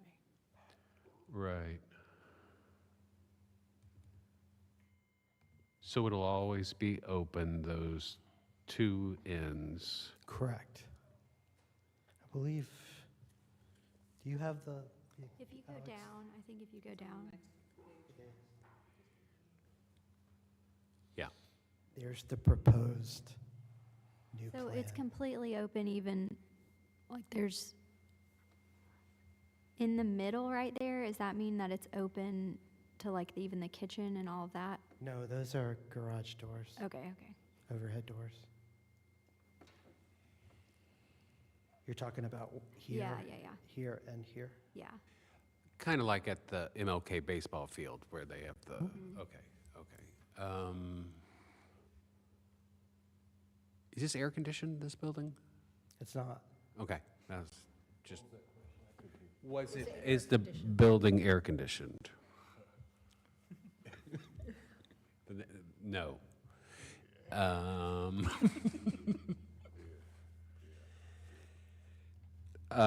Commissioner Holt, do you have a question? Yeah, I was trying to see if I was in one of those pictures, but it's in the pictures. But, yeah, I actually learned in 1969 how to swim at Walton Street. And, what's the current, condition and state?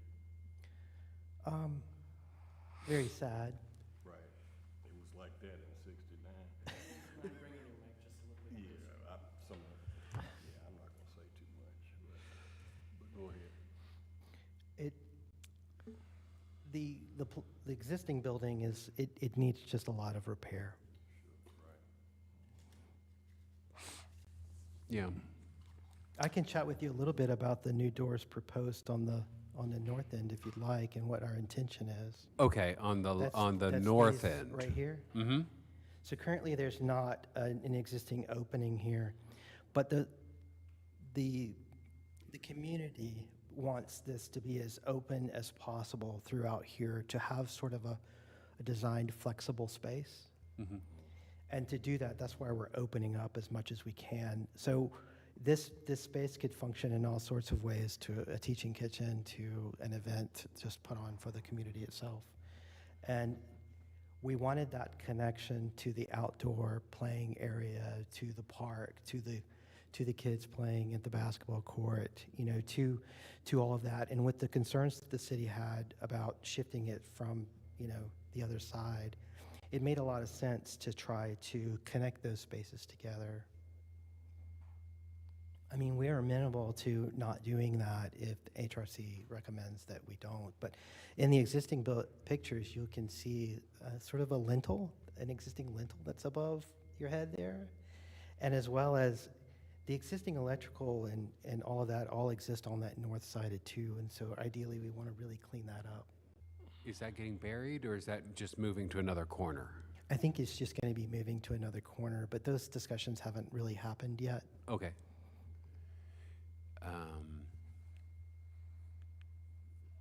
Is there an awning over that door? There's not an awning or anything proposed, and the existing windows are going to get everybody's window treatment, the above head windows. Almost like, The longer transom-y window above that. It'll all be the same, and it'll be similar. And if we can match the integrity of, keeping, let me see if I can find an elevation. Yeah, I was gonna say it's probably easier if you zoom out. Yeah, that transom there on the upper left. yeah. Or that longer window. Right, That's going to remain where it is. right. Yes, And a door is going to fit under that. centered. Mm-hmm. And there's going to be some skylights, just to bring that up. Yeah, so because these windows, the size that they are, and the space that we're trying to create on the interior, it made a lot of sense to add skylights to bring in some of that natural light. And you're deleting the gutter, the exposed gutter coming off of the east side, towards the ballpark side? No, I don't think so. Okay, so the gutter, the All of that will- spouts are coming down and terminating. Okay, for some reason I thought that was coming off. And you're making a calmer ramp on the front to Right, come up. to meet code, right? Mhm. Hold on for a second. We're gonna, just one at a time, just so, because nobody can hear online. Is there any other questions for Eric on the exterior of the building or the? I just wanted to know, because I don't see the you know, the triangle with all those small windows on the east and west side, those are fixed, or are any of them operable? They're not, I don't think they're operable. I think they're all fixed. But they were probably for ventilation originally to. Right, right. They've been so damaged, it's hard to tell. I mean, the new ones are gonna be fixed. I don't think it's been completely decided what exactly they are. It could be either or. Just asking. That's a good idea. And, well, the other one's not in exterior, but there are only 2 toilets in the room, and you're thinking an event space for 100 people or something? Yeah. Well, it will meet code, and if an event happens, then it will get modified, or they'll provide external, you know, I think toilet it's very rooms. exciting. I'm not critical. I Right, just have right. questions. You could see that we wanted to keep one facing the Outdoors and outdoor one space, keep one internal for more, you know, easier access. Okay. I'm skeptical of an outdoor space that's accessible 24/7, having a covered breezeway. We've had And what all discussions could as well. happen within that covered breezeway. So ideally, that space becomes sort of an art exhibit as well, you know, where we can portray imagery, Programming will happen historical, along the walls. along the walls. Okay. Right, ideally. But it is 24/7 access. It's a park, there's not fencing, there's no gating. I get it. Everyone can walk through there at any time. Mhm. Okay, thank you. Other questions about the building part right now? We've talked about the steps that you're proposing are square steps off the pool house. And I have my landscape architect here for anything external, if I could ask Okay, her to come okay, up you're and staying chat. with the building. Let's think of any other building questions about windows, doors, walls? So there's sliding doors that are going to close. I mean, in the breezeway, there's going to be doors that open if the space is being used? How, Potentially. so it might be open all the time? No, Oh, okay. no. For security, they would always be closed when they're not being used. The space is not being used. Yeah. Yeah, I have concerns too. I mean, that's a little, But the bathrooms are always open. Yes. From May to Yeah. November or whatever. All season.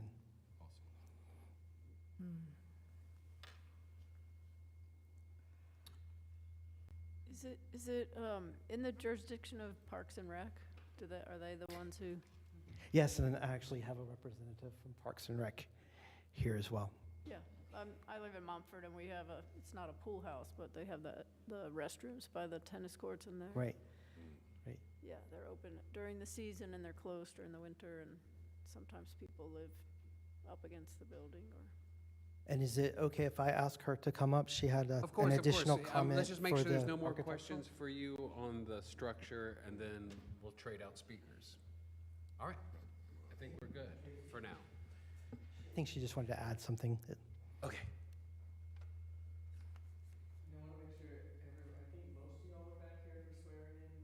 I did not swear in. Anybody So- else not sworn in? Or if you Raise your right hand. And do you solemnly swear or affirm that the information you present during the hearing for a certificate of appropriateness before the Historic Resources Commission shall be the truth, the whole truth, and nothing but the truth? we do. Okay, great. Thanks. I didn't just get married, did I? Tell us who you are. I am Tracy Wyman, and I'm representing Parks today. I'm a project manager with Parks and Rec and a landscape architect. Rebecca Cipriano with Capital Projects is the actual project manager for this project, but she is out of town this week, and so she asked me to be here in her stead. But I've been involved with this project from the very beginning, including the community engagement. And we're very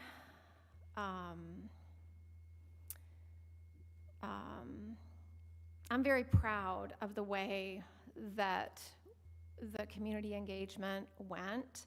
It was very difficult, and it wasn't easy. It was very challenging, but we really worked hard, and actually the city had a formal agreement with the community so that the community engagement was actually community-led. Because there's a lot of resentment in the community toward the city. I've been with the city for 2 years, but nevertheless, that's just the way things go. And so, apart from the community really wanting this to be a pool, which can't happen, that train's already left the station,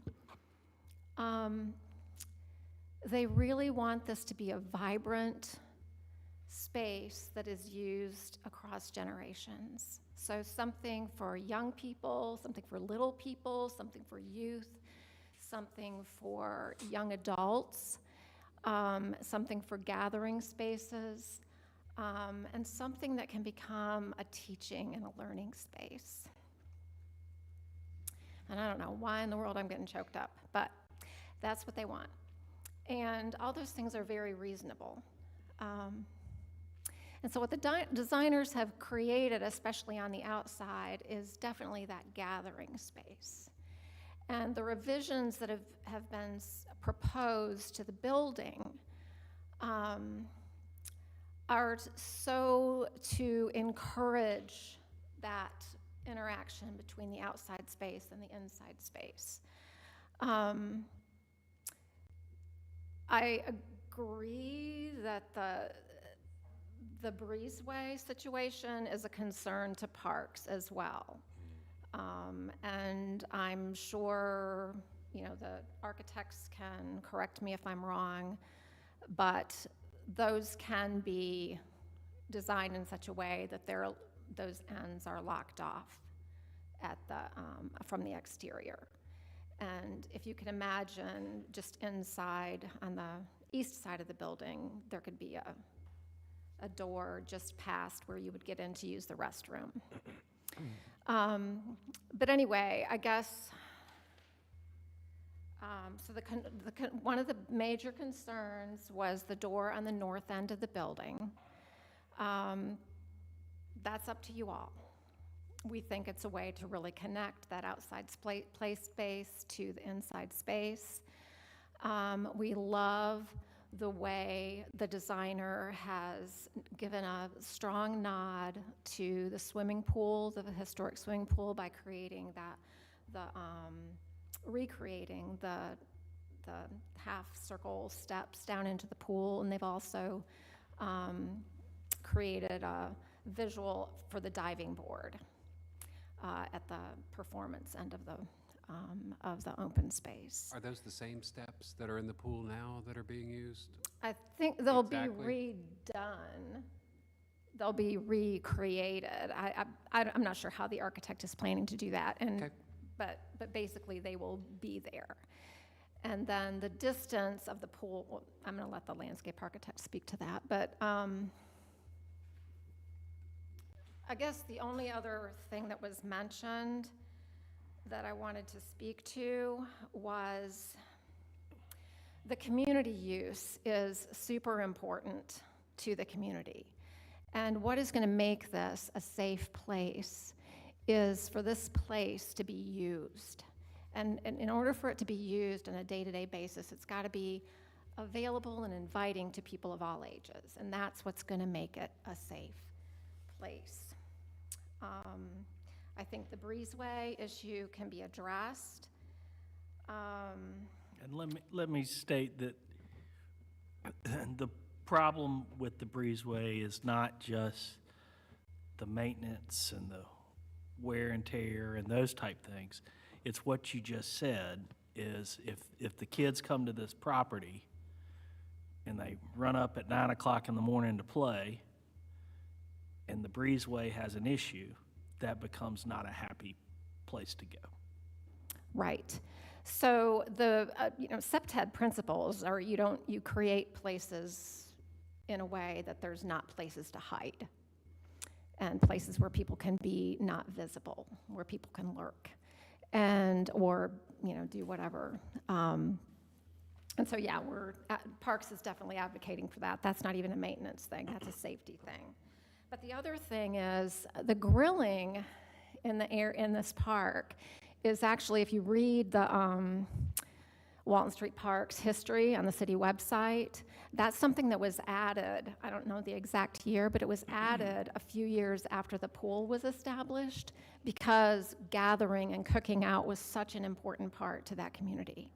And in the community engagement, this was one of the top requests. What they really want is they want an indoor commercial kitchen. Well, we can't do that. And so our desire is to create an outdoor cooking and gathering space as well as an entertainment space. So I just encourage you to reconsider I recognize the issues with the grills, but. Excuse me, could you just repeat what, you said it's to create a what? A gathering space, a cooking space, a place to prep food and wash up after gathering. They don't have that now. And even the Grant Center doesn't have a kitchen space that's suitable for the public to use. And that's something that's really important to this community. So I just urge you to make those considerations as you're advising us. Any other questions for overall questions on the project? Well, I'm gonna just ask this because I didn't get to read. So does it function too kind of as a community center currently? Or in a way.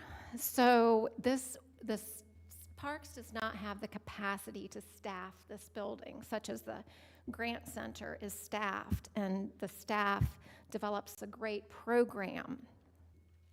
And so what the community wanted to see at this place is, although we're not taking it to this level, but we're creating, our hope is to create the shell so that this can happen. Basically a community, I'm not using the right word, but a community enlivened space. The community is interested in an agreement that could allow the community to use this space. So those interior spaces would only be used when community members arranged it with Parks and Rec. And that would be how they would have the key to get in and use that space, and then Parks and Rec would come back and lock it up. Does that help? Yeah. Anything else? I think that's it for now. Thank you very much for coming up and walking us through. Somebody else here to Lance?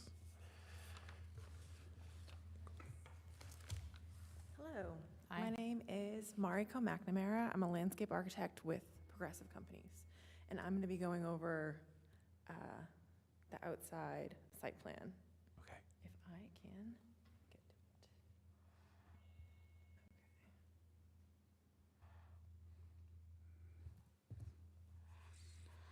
Okay. All right.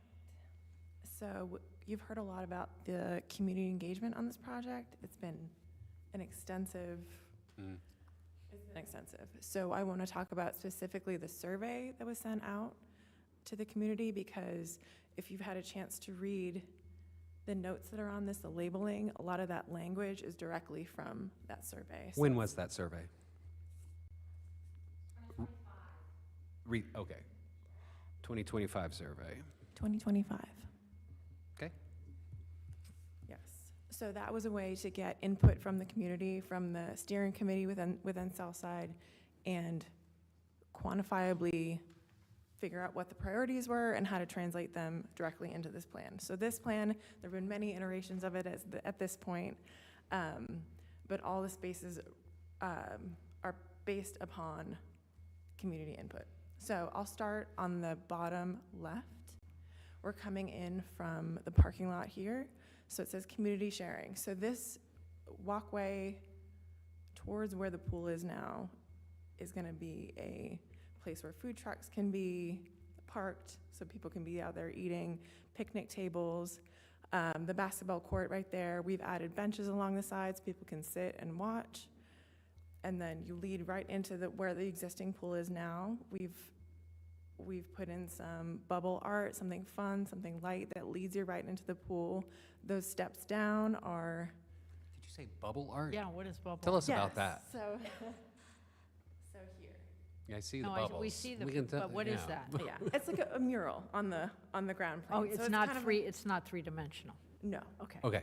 No, a ground mural. So that, you know, there's not going to be a pool filled with water, but there is an element of fun and whimsy that a pool brings.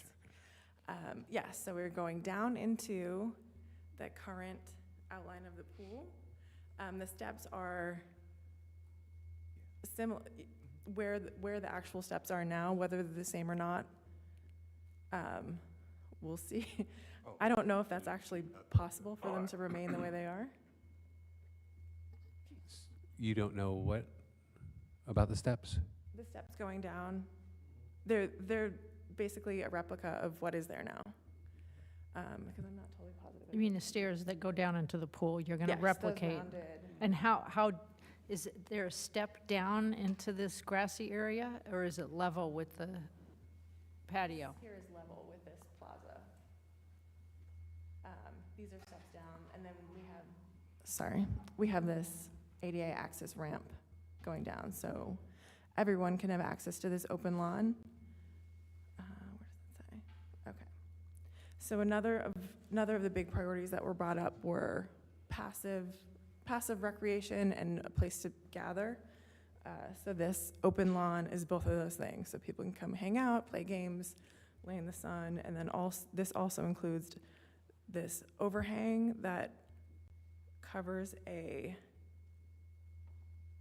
paved area here, which is going to act as a stage, which is something they asked for specifically. And then this open lawn serves as where people can bring their chairs, people can sit in the grass on a blanket, and then also this tiered concrete seating right here.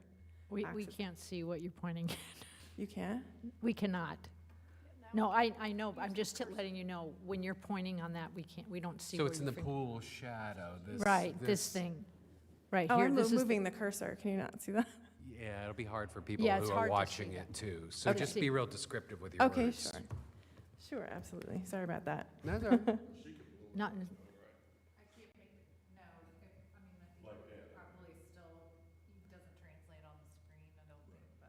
Sorry about that. Okay. that's okay, not your fault. I have a pointer. I don't know if it'll work on the screen. Will gave me a new pointer. I'll just be more descriptive.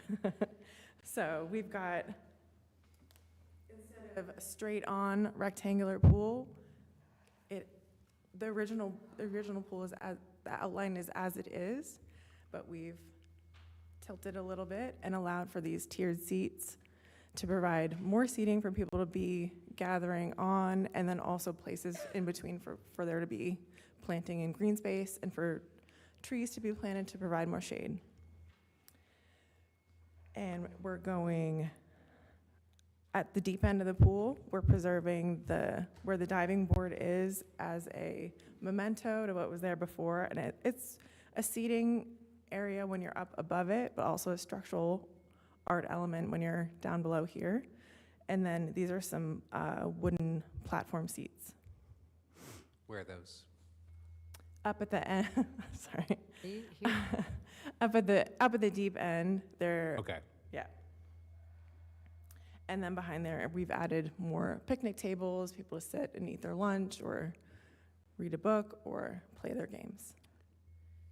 All right, moving. Has the community seen this plan? Yes. Okay.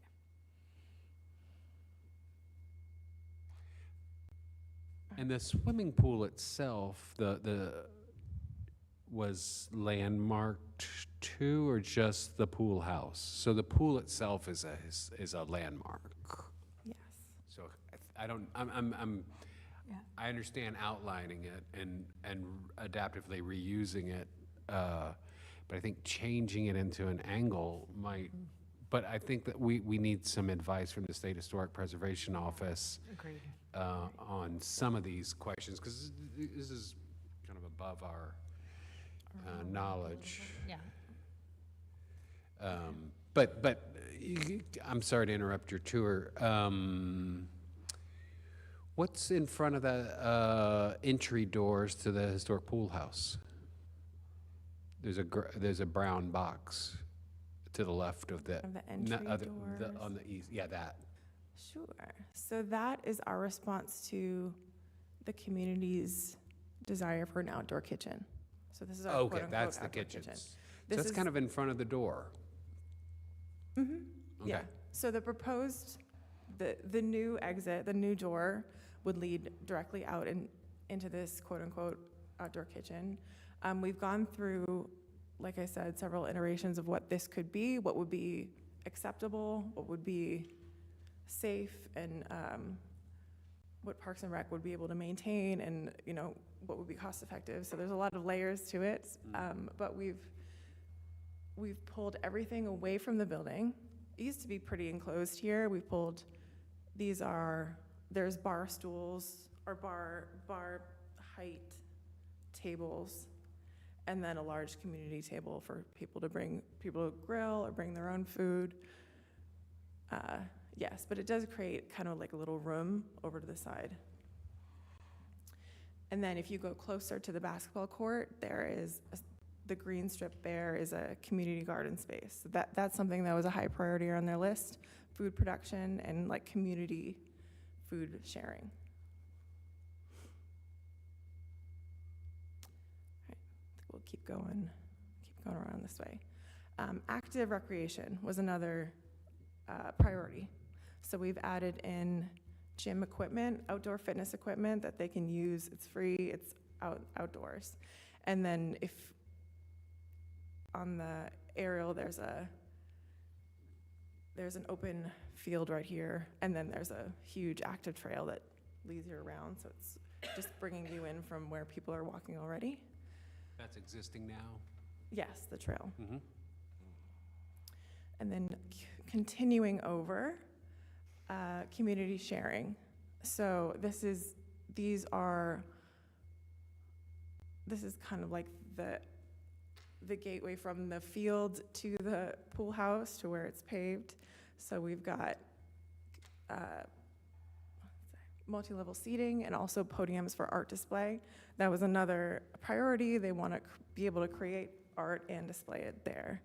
And that's something that we encourage, and it's going to be really cool to see what they do. All right. So over here to this curvy green area is more active recreation. This is we're calling it all-wheel space. So rollerblades, roller skates, skateboards, and all levels. So we're gonna have, I imagine there'll be little kids on their bikes, older people on their skateboards.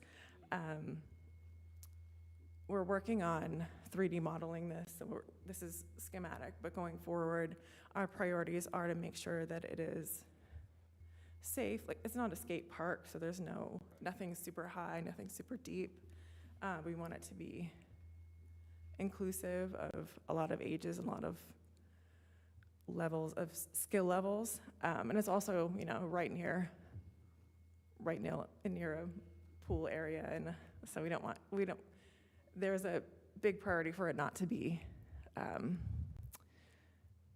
for it to be contained, I think. That's the word. Yeah. Which side of the pool house was the pool on? I'm having a hard time getting that. Was it on where the large grass field? Yes. That's where the pool was. Yes. So the original pool, I wonder if I can. But the pool's still there, Correct. This is existing. But it's it's essentially going away. It's being recaptured. This is the other side of the building, the landscape. They're just repurposing the pool space. Yes. So this is what is existing now. This is the pool house, and this is the pool. So the plan that I'm showing you, that green space, that shade element is Had the exactly where the stairs. pool I was is. looking to the right. Mhm. We have the round circle with the stairs going down like a stage. And I didn't know if you're replicating a pool. Yes, so this is in context our conceptual design. So this is the pool house, this is where the pool is currently. So that green space, and I don't know if it doesn't fully translate it when we're in plan, but this lawn green space is sloping downward. So it is reminiscent of what the pool is now. And something so we focused heavily on what the community told us, but there's a whole nother level to it, which is the historic designation, and also it meant so much to so many people, this pool, so we want to make sure that it's known. So let me see. So this space here is sloping down towards, this is the deep end of the pool where the diving board is gonna reveal about a 4-foot wall. To the And- stage will be a 4-foot wall? Yes, so sloping? that's kind of like the background. Okay, so it's a sloped audience Mhm. coming down to a 4-foot pony wall to a stage that's covered. Okay. Yes. Yeah, so that back wall will serve as another opportunity for art. Our idea was, historic. We had a feedback from some kids, and one of the comments was, as you get deeper down the pool, it's kind of like a timeline of what happened here, and we thought that was pretty cool. So I think what we decided was to leave the art up to the community. I don't really want to tell them what kind of art they should put on, but we're leaving spaces open for that historical commemoration. The pool pump house is going away, and then what's happening to that space? Is the site getting graded to where that is to the west of the swimming pool? Along those trees? Bottom row. Yes. Isn't that where the pump house is? That's a great question. We can stay over here. We're the only ones here. So yeah, the pool house is in the scope for demolished, and we'll just slope back down to that. Hasn't been determined yet how we actually cap, how they put water into the pool. It's old school, so that's still being determined. Thank you. Some of the pictures that you show here, would they be kind of displayed with somewhere, the art and stuff? I don't know that the history? actual art item has been determined. I think because it could come from a different source, a fund source, potentially. But the idea is that the community will be involved in that. Right. Yeah, I was referring to the photographs that we see here of the 50s and whatnot. Yeah. Not too many. Any other exterior questions for the applicant on the outside activities? All right. I have one question that Hold on. You got to wait till you come up to the microphone. All right, so we're good. Actually, we have a question. Question, comment. There's just so much technology out there with mag locks and Wi-Fi and opening and closing doors. I just really, encourage you to look into what options are out there for that breezeway. You could still have a breezeway without losing security. All right, I have one thing that's the elephant in the room. I didn't. Me? get close. What? Get close. Okay. Why can't you bring the pool back? Why isn't there, is that what the community was mostly saying? We want the pool? Yes. And what At this happened point, to I think it's beyond repair. well, who said, I just wonder how that happened. I appreciate, I love this. I think it's beautiful. I'm I'm not happy. sure that's my story to tell. That may not be in front of us right now, but it's a question that a lot of people are asking. So, but you're not alone, and they've heard it. Yeah, this is where this process started.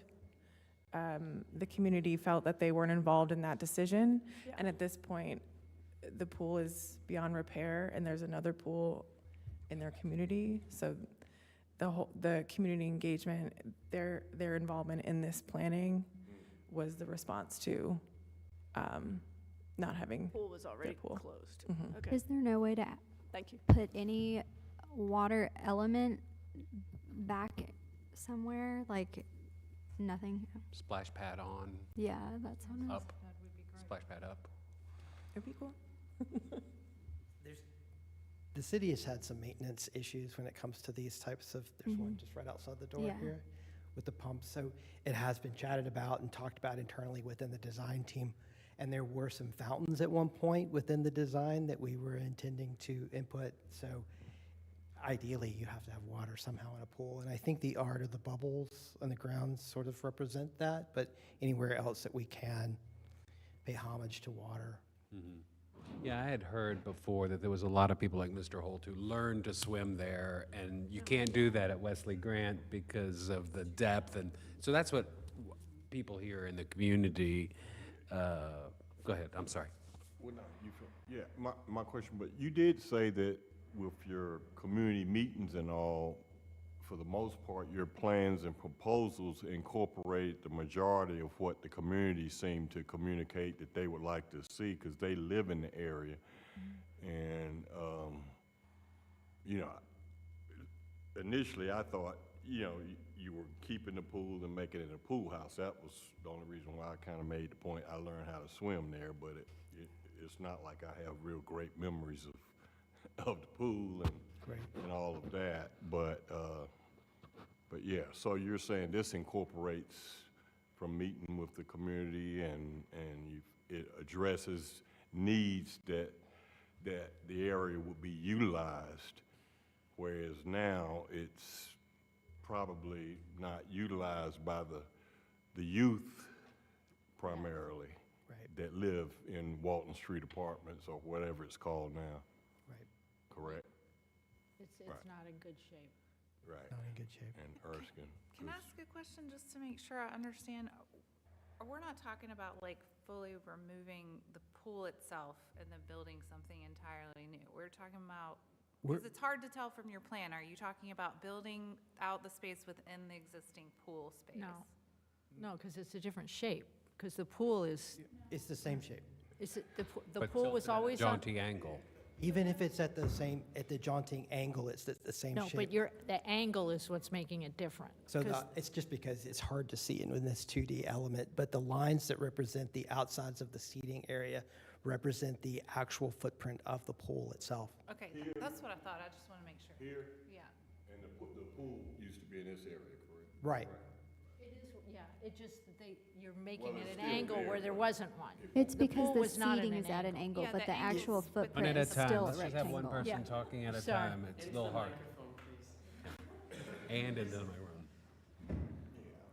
Any other questions? I for have the app? one more Oh, yeah, yeah, yeah. consultant that I'd like to ask, our historic resource consultant. Of course. She'd like to add one item as well. Okay, Of great. course.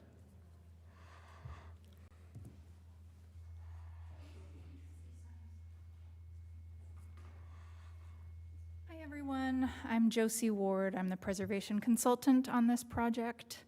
And there are a couple things that have come up. First of all, I'll start where we just left off, which is the pool. But this is in the existing form of this site, the two things that are designated as historic in the park are the pool house and the pool. And they are elemental. They're really simple. There's nowhere to hide, really, in terms of the complexity of the building. The changes are minimal, but they're noteworthy because the building is so elemental. It's just a rectangular box with a parapet roof.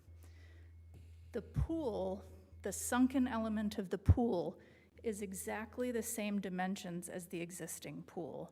So what you're seeing that looks like an angle is grass that is cutting at an angle, but the sunken part of the plan is the exact dimensions of the pool. Oh, that's helpful. So when you're standing back and you're looking at a building beside a park, sorry, I stood back and then I stopped speaking into the mic.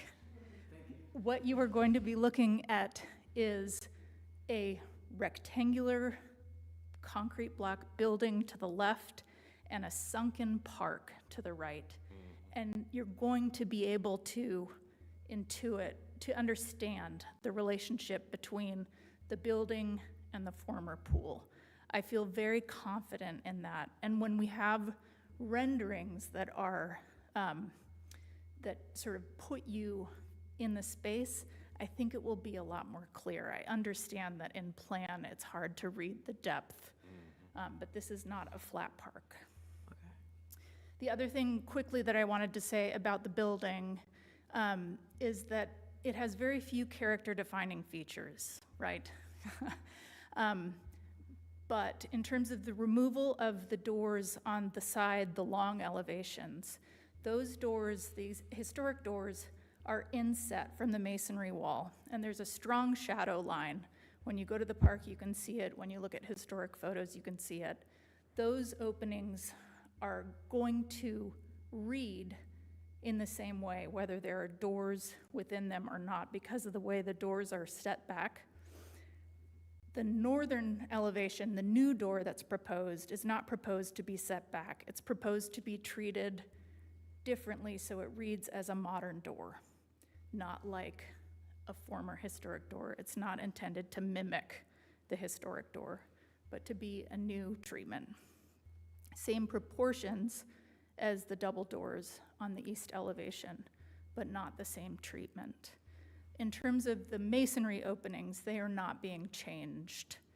They are being maintained on all elevations. So I just wanted to make sure to make those clarifications. If there are any questions from my perspective, I'm happy to field them. Any questions for Ms. Ward? So you know that, one of the questions that was brought up earlier is whether or not it retains its historic designation if we alter it this much. And so you have done the research, you know that it still will retain all of its designations appropriately, or? We will not make changes that would lose its designation. Its designation will be maintained.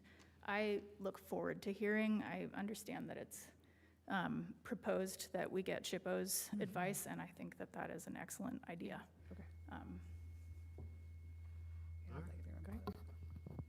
Any other questions for the historic consultant? Okay. Thank you. Thank you. I'll just offer one thing really quickly, just so you all understand from a procedural standpoint or protocol standpoint.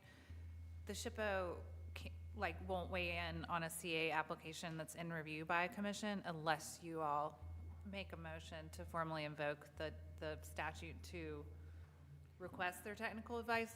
Otherwise, we would certainly do that on the front end for you all and try to skip an extra step after them coming here and then coming back, but that's not an option, unfortunately. I think it would help also to see a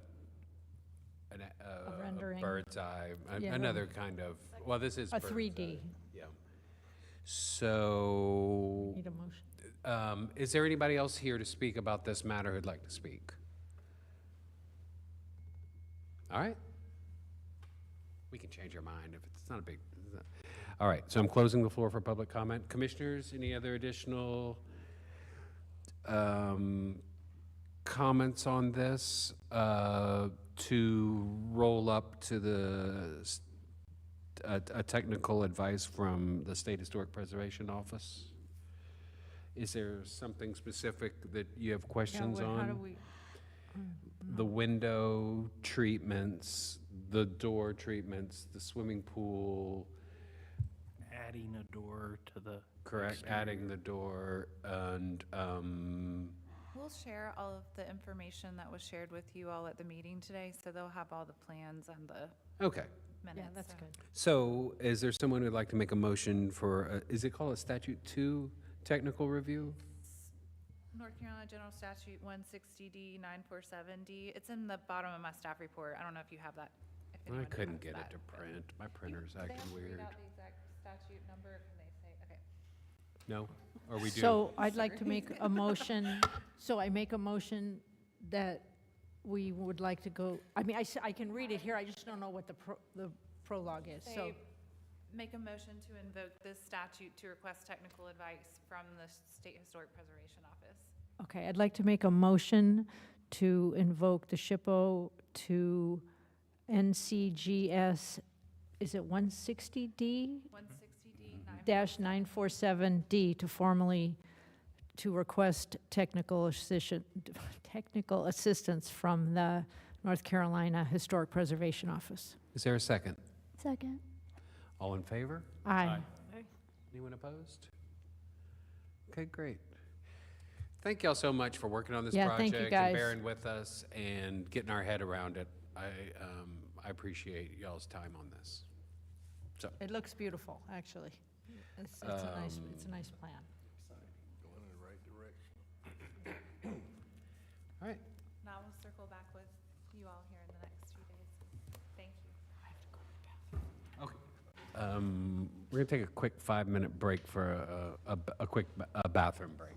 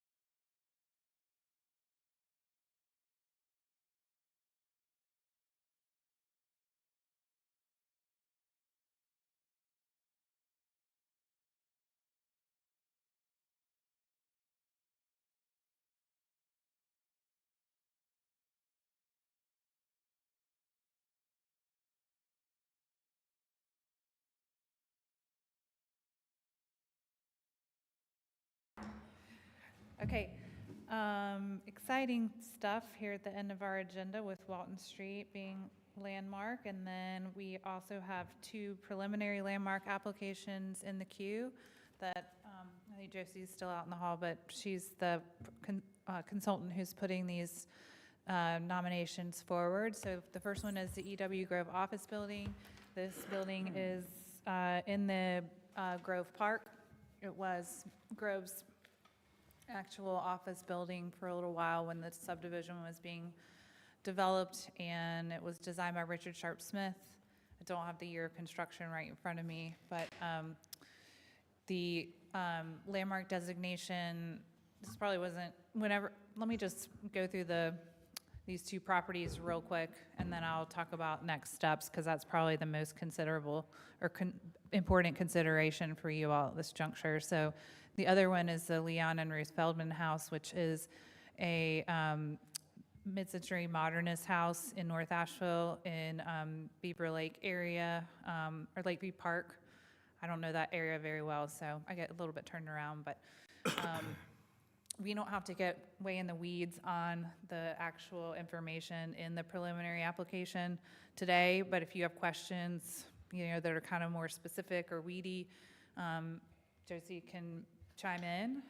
But so just to walk you through the landmark designation process, we have a preliminary application because we like to give opportunity for the commission and staff to help vet a landmark application before someone gets too far in the process. And the reason for that is because the full-on landmark designation report that's needed can be pretty expensive to get a consultant to write for you, research and write for you. So we like to make sure that people aren't going too far down a path to submit something to you all that you're not likely to recommend in favor of.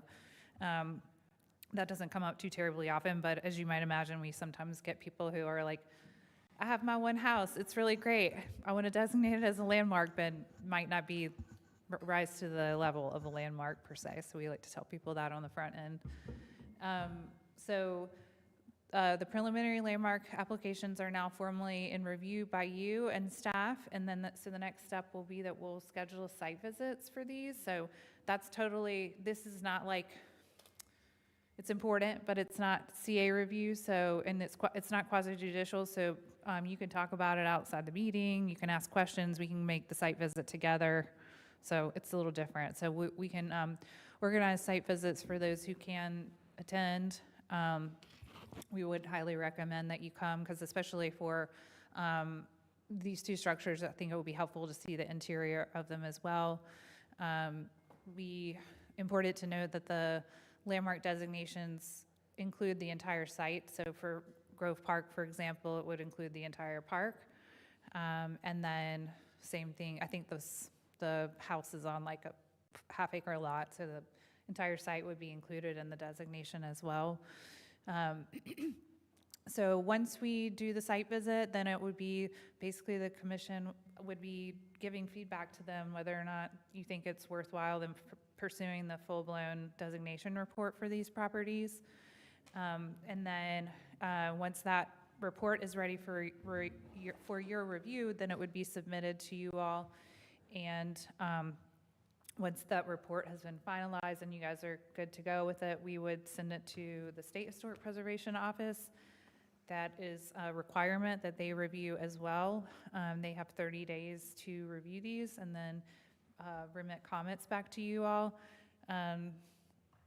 Usually the landmark reports that we send to them are pretty much finalized to the point where the SHPO doesn't oftentimes offer a lot of feedback, but it's possible that it might have to be, reworked at that point after we got their comments, but that's kind of TBD this early on. So in any case, once we get the SHPO comments and you guys are good with the final report, then we would schedule the public hearing before you guys, and you would, in these particular cases, you are advising the elected bodies. So for this one, because both properties are in the city, you'd be advising the Asheville City Council. So you would make a recommendation as to whether or not you think they should be designated, and then we would also have a public hearing before City Council where they would make the ultimate final decision. And so that's the kind of long winding road to get to landmark designation. And I'm trying to think of if there's anything pertinent to know. You may or may not know about the 50% annual property tax deferral. That is not really a play with the Grove building because that is owned by the city. It's actually occupied by the Preservation Society and has been since 2007. So part of the reason why they're going forward with the designation now is because it's their 50th anniversary this year, so of their organization. So it's partly just to celebrate and highlight that. It's an amazing little building, and I just like the couple of times I've been inside, it's just a neat little space for sure. So, and yeah, that's kind of my rundown of the process. And I think just initial thoughts from me are, I think both are potentially worthy. I think for sure the Grove Park building and site are. I don't want to get too far in the weeds, but I was trying to do a little bit of digging into the architect, Burt King, for the Feldman House, and I was checking out the NC Modernist site today, and I think this would be developed more if the final designation report is worked out, to try to kind of help us understand how this maybe fits in or stands out from the rest of Mr. King's kind of repertoire of mid-century houses, because I think that's important. It's like, it's not as prolific as Richard Sharp Smith, where we would say, oh, there's so many Richard Sharp Smith houses, unless it's like, you know, some incredibly unique place attached to a unique event or person in history that might not be likely to be landmark worthy. This is he has a smaller repertoire, but I still think it would be helpful for us to understand the context within his design portfolio, if that makes sense. And if you haven't checked them out, important to, and I'll make sure to kind of keep throwing these at you as we go through the review, but the landmark criteria is in the folder for this month. And I'll try to make it available in a different way to you also. It kind of can stay with you if you want to. If you still have your new commissioner folder that I put together for your orientation. I don't know if that might be totally lost in your Google Drive, but that also has the landmark criteria in it. But in order for landmark to be eligible for designation, it has to be especially significant for its architecture. I forget the list, but it's like work of a master. Craftsmanship, materials. Those are all in the integrity section, so, or association with an event or events, person, et cetera. And then there is a section that you're talking about for the integrity. So it doesn't have, I think there's 7 aspects of integrity. It doesn't have to have all of them, but it has to have enough of them where whatever it's significant for is translating. So everybody seems really tired and ready to go, so I'm going to stop talking. Okay, so this is moving forward, and you're going to schedule sometime for visits. Yes, I'm going to schedule some site visits, and I'll send emails out to you guys to try to get us all together so that we can go view these properties. Any questions? Did the people with the Burt King house, did they apply for any particular reason, the tax credits, or? She's asking if the owners of the Yeah, the owners are really proud of that house, partially because of how intact it is. It has a lot of the intact interiors, custom cabinetry, that sort of thing. They're also pursuing a National Register nomination, and the house was placed on the study list last month. So those 2 tracks are moving ahead simultaneously. Are the owners related to the Feldmans? Oh, I didn't know we were still using these. Are we still on TV? Yeah. Wave to our fans. Oh, no. I shouldn't Yeah, we haven't adjourned. Just recess. Okay, sorry. I just wondered if they were. So we could play dodgeball. Are the current owners related to the Feldmans, or no? They are not. Association? Okay. fact, Bertram King also designed the current Pack Memorial Library, which, I knew I'd heard his name. yeah, it's not that great of a building, but this looks nice, so Can we get that landmarked, the please library? don't. All right, well, thank you, Josie. Any other questions for Josie Ward about the Burt King House or the Grove office? How many additions were there on the Grove office? Still trying to track that down.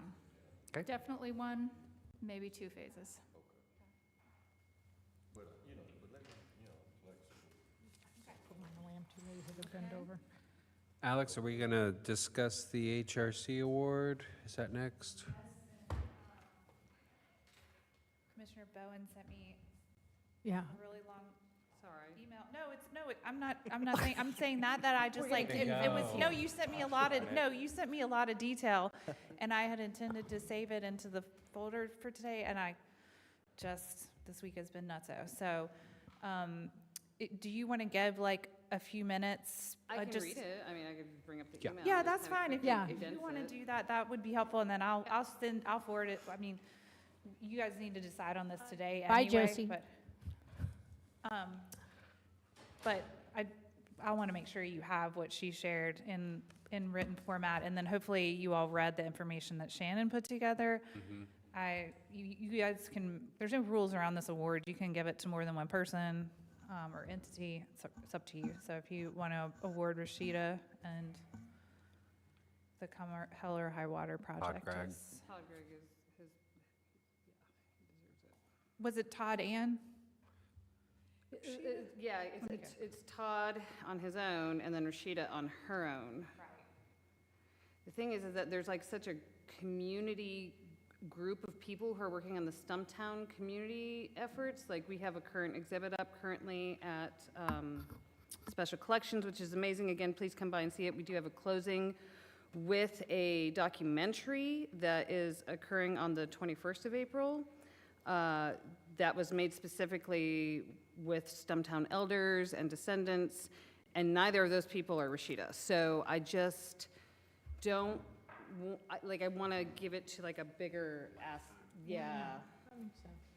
than to just like one person, since there's so much happening with it. So I don't know how to do that one. And I don't know if you've seen the Urban Renewal Black in Asheville, but it is amazing, and we all have a responsibility to see it, I feel like, as preservation people in our community. So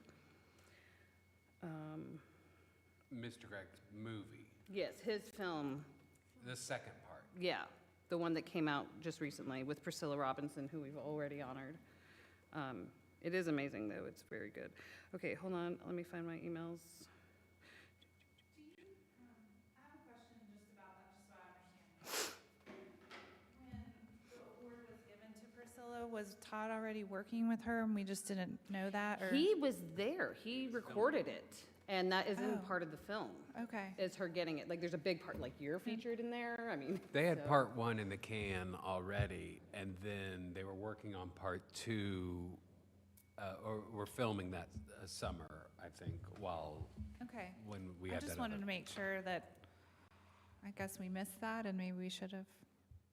If he was working with Priscilla from the beginning is all I mean. I'm Priscilla totally was support- honored for her website, which is independent of this. Oh, in the which film. Okay. was, Okay, remember? different thing, yeah. Yeah. It's been a while, but it was a website about the impacts of, in the South Side neighborhood, from Urban renewal.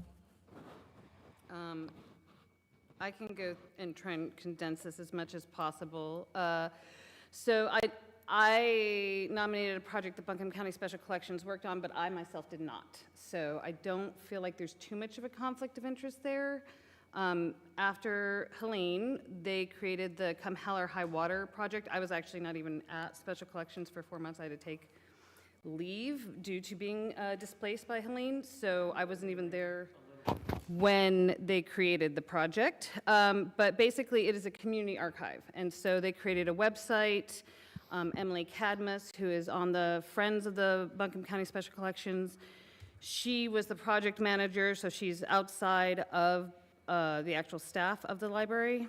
But what it did is it created Let's see, okay, recognizing the traditional historic records often missed in the granular human side of a crisis, the project's mission was to ensure the archival records that reflect the true diversity and nuance of a community's experience while offering a vital pathway for long-term emotional healing and reflection.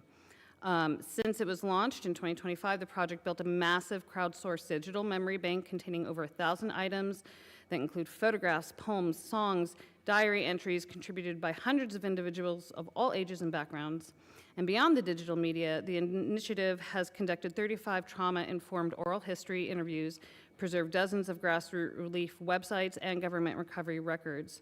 The project's impact is both cultural and practical. While the contributors have expressed deep gratitude for the validation of their stories, the archived materials have already been utilized in documentaries, radio broadcasts, and official disaster preparedness research. It was further solidified as a success in late 2025 when the Buncombe County Board of Commissioners formally integrated it into the county's 5-year recovery plan. It has served as an essential pillar to the It has served as an essential pillar of regional resilience, ensuring that the collective memory of WNC is defined by its people rather than its statistics. And it's an innovative approach to community-based archiving has garnered significant national attention, having been featured on NPR's Morning Edition, as well as NBC Nightly News. It has also been in numerous regional news outlets. It has become a model for professional peers. The staff has been invited to share their experiences at the 2026 Public Library Association Conference and participate in international roundtables with the Getty Conservation Institute. So by capturing the beating heart of the recovery, the project provides an invaluable gift to future generations and a roadmap for other communities facing challenges of natural disasters. So it's a big project. I welcome you guys to look at the website and just really explore it. It is a new way of how you do archiving and preservation work when you are dealing with, one, climate disaster, and two, trying to source from everybody in a digital way. So digital preservation is like a whole other kind of thing that we don't have to deal with much in our world as physical preservationists. They broke the mold in some ways. They charted new territory, and it has been gotten a lot of recognition outside of Asheville, so I feel like it needs a little recognition inside of Asheville. Yeah, that makes sense. There you go. Pushing the boundary. So there's 3 nominations on the table, and tell me, and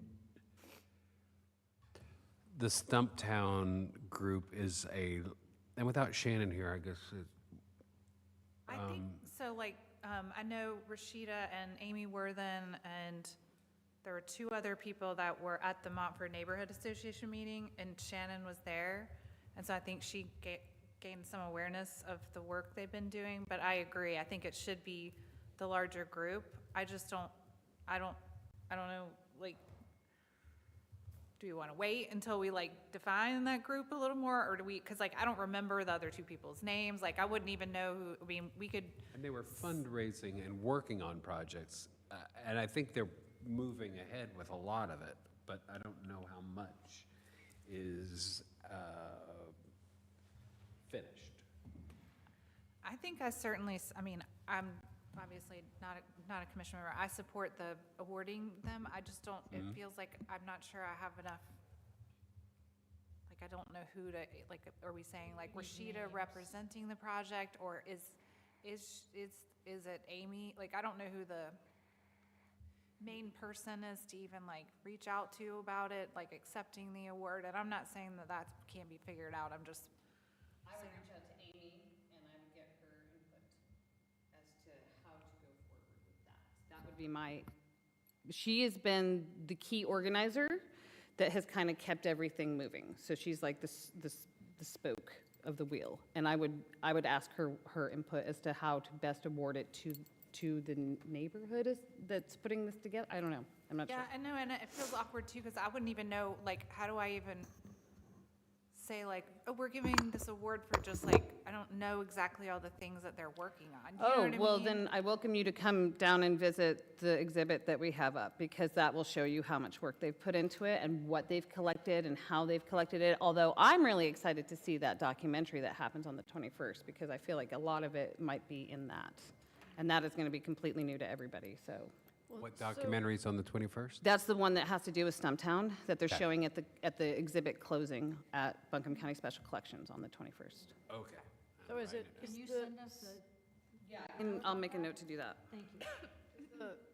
it's a Stumptown organization, right? So can we It's not give- an organization, though. It's like Amy Wortham has her own company, and then she's worked with a multimedia artist who has her own company. And so the multimedia artist, Liz, she's put together the documentary, and Amy has worked with Dogwood Health Alliance and several other, like Rashida and other people to put it, yeah, Dogwood has funded a lot of it, but Rashida and other people within the community have helped her gather the stories and the research. So it's a very collaborative community effort. Amy's name is on it, but I think I it's think Amy- multi-layered. I think she wouldn't want to be the only Just one. exactly, Because she she's the wouldn't. white person. That's and not she's- her- She's driving it. yeah. But she wants the other people to have the credit. Absolutely. Yeah. And so that's what we're, like, how do we do that? I maybe can we- just reach out, sorry, were you gonna say No, something? I just want you all, I can hear, you know, some of what you're saying, but I can't hear what you're saying. Oh, okay. You, yes. I just said that Amy, I think, got it started, Stumptown, and she has connections with people and wanted them to, And is she the one that's up for the award, or she's the coordinator to say that someone needs to get an award? Be acknowledged. I think that, that Shannon put forth Rashida Hall's name, because Rashida spoke at the Montfort neighborhood meeting as a Stumptown native, and so I think she took that away as her being the representative of the group, and so that's all I'm just trying to be clear on, is like, who all do we need to loop in, so that we're not like excluding anyone, Right. and who's like the main person, so I can just reach out to Amy and just ask them, like, who's your team? The HRC is giving you an award. Yeah, and how do we designate who that Are is? we voting Yeah. on this tonight, or is this? Yeah, Okay, so I we're need y'all to voting vote on this tonight, because we need to get the awards printed and signed before And the. who is it at the Buncombe County Special Collections? So. Or is it the Buncombe County Special Collections? You could do Buncombe County Special Collections, Who are you but now? also it was a collaborative effort between the Friends of Buncombe County Special Collections and then BCSC. So Emily Cadmus, she's on our Friends Board, she's our vice chair, she was the project manager. But then internally, we had Carissa Pfeiffer, who's a librarian, and then Kat Cutshaw, who's our manager, who were the two staff members leading it. So it's a collaborative effort of those three, and then obviously it's community-driven, so there was a lot of other people involved, but I would just say come hell or high water project and leave it at that. Yeah. Okay, as a. so okay. couldn't Stumptown project be? Because I'll ask them what they formalize want to be recognized as, I think. Yeah, And, the documentarian, Todd? Todd Gregg. Yeah. Mm-hmm. so That's that's only one person on that one. That's, how do we know his name? and it's an important topic that I'm glad it's been Yeah. coming to So light. that's good. 3? Yeah, that's fine. Like I said, there's no rules. I mean, it probably wouldn't want to give out 20 a year, No, but, 3's you good, know. no? A lot of people at the event. I know, I think I also am thinking about like, well, that's just a Yeah. logistic. I'll iron out with the Preservation Society, just how many people Yeah, they we're bringing 300 people. So there is a motion on the table for the Buncombe County Special Collections come hell or high water to be recognized by the Historic Resources Champion Award, along with Todd Gregg for the documentary that he worked on with Ms. Robinson, and a Stumptown's efforts to remember and elevate what's there in history. Steptown. Their history. So is that, That's fine, I just need a A second second? and then. A second? all in favor? Aye. A second. Anyone opposed? Okay, well then, come hell or high water, there's gonna be That's such a great name. some awards passed out. Three. Just three. Stumptown, Todd, and. The Buncombe and County Buncombe Special County. Collections for, Priscilla was awarded last and the year. the Yeah, Friends of. yeah. Is that it? I hope so. Library's not open on Saturdays. Also on Saturday from 12 to 4, the South Asheville South Cemetery with Cemetery. Ellen, yep. There's a work weekend if you want to, a lunch and then a work day at the cemetery. Does anybody else have any preservation-y things to talk about? I have one thing, Yeah. and I'll forward the email that I've already forwarded to Sue and Will, but there's a, I forget what the organization is, but they're celebrating a very old tree in West Asheville, the treasure tree. It's like a 300-and-something-year-old oak tree. Yeah, in Buncombe County, On so. Sand Hill Road. A party for the Big tree. tree that the Indian is supposedly buried under, the Native American, sorry. Along Hominy Creek? Yeah, yeah, that's a really cool story if you guys ever look into that. It's the gonna oldest be white oak told, tree in Buncombe County. Yeah, and so they're on the 24th, they're The hosting. Tree Commission invited? I don't know. I'm not getting into that. I just know that you all were invited specifically to help celebrate the history of the tree in our county, and it's on the 24th. I think it's from like 4 to 6 or something like that. They're having music and food trucks, so to celebrate this giant tree, so. It's a cool tree. Yeah, it looks is a pretty real cool tree. amazing. Trees are cool. And The treasure make the tree. tree happy. All right, does anybody else have anything else? Otherwise, at 7:03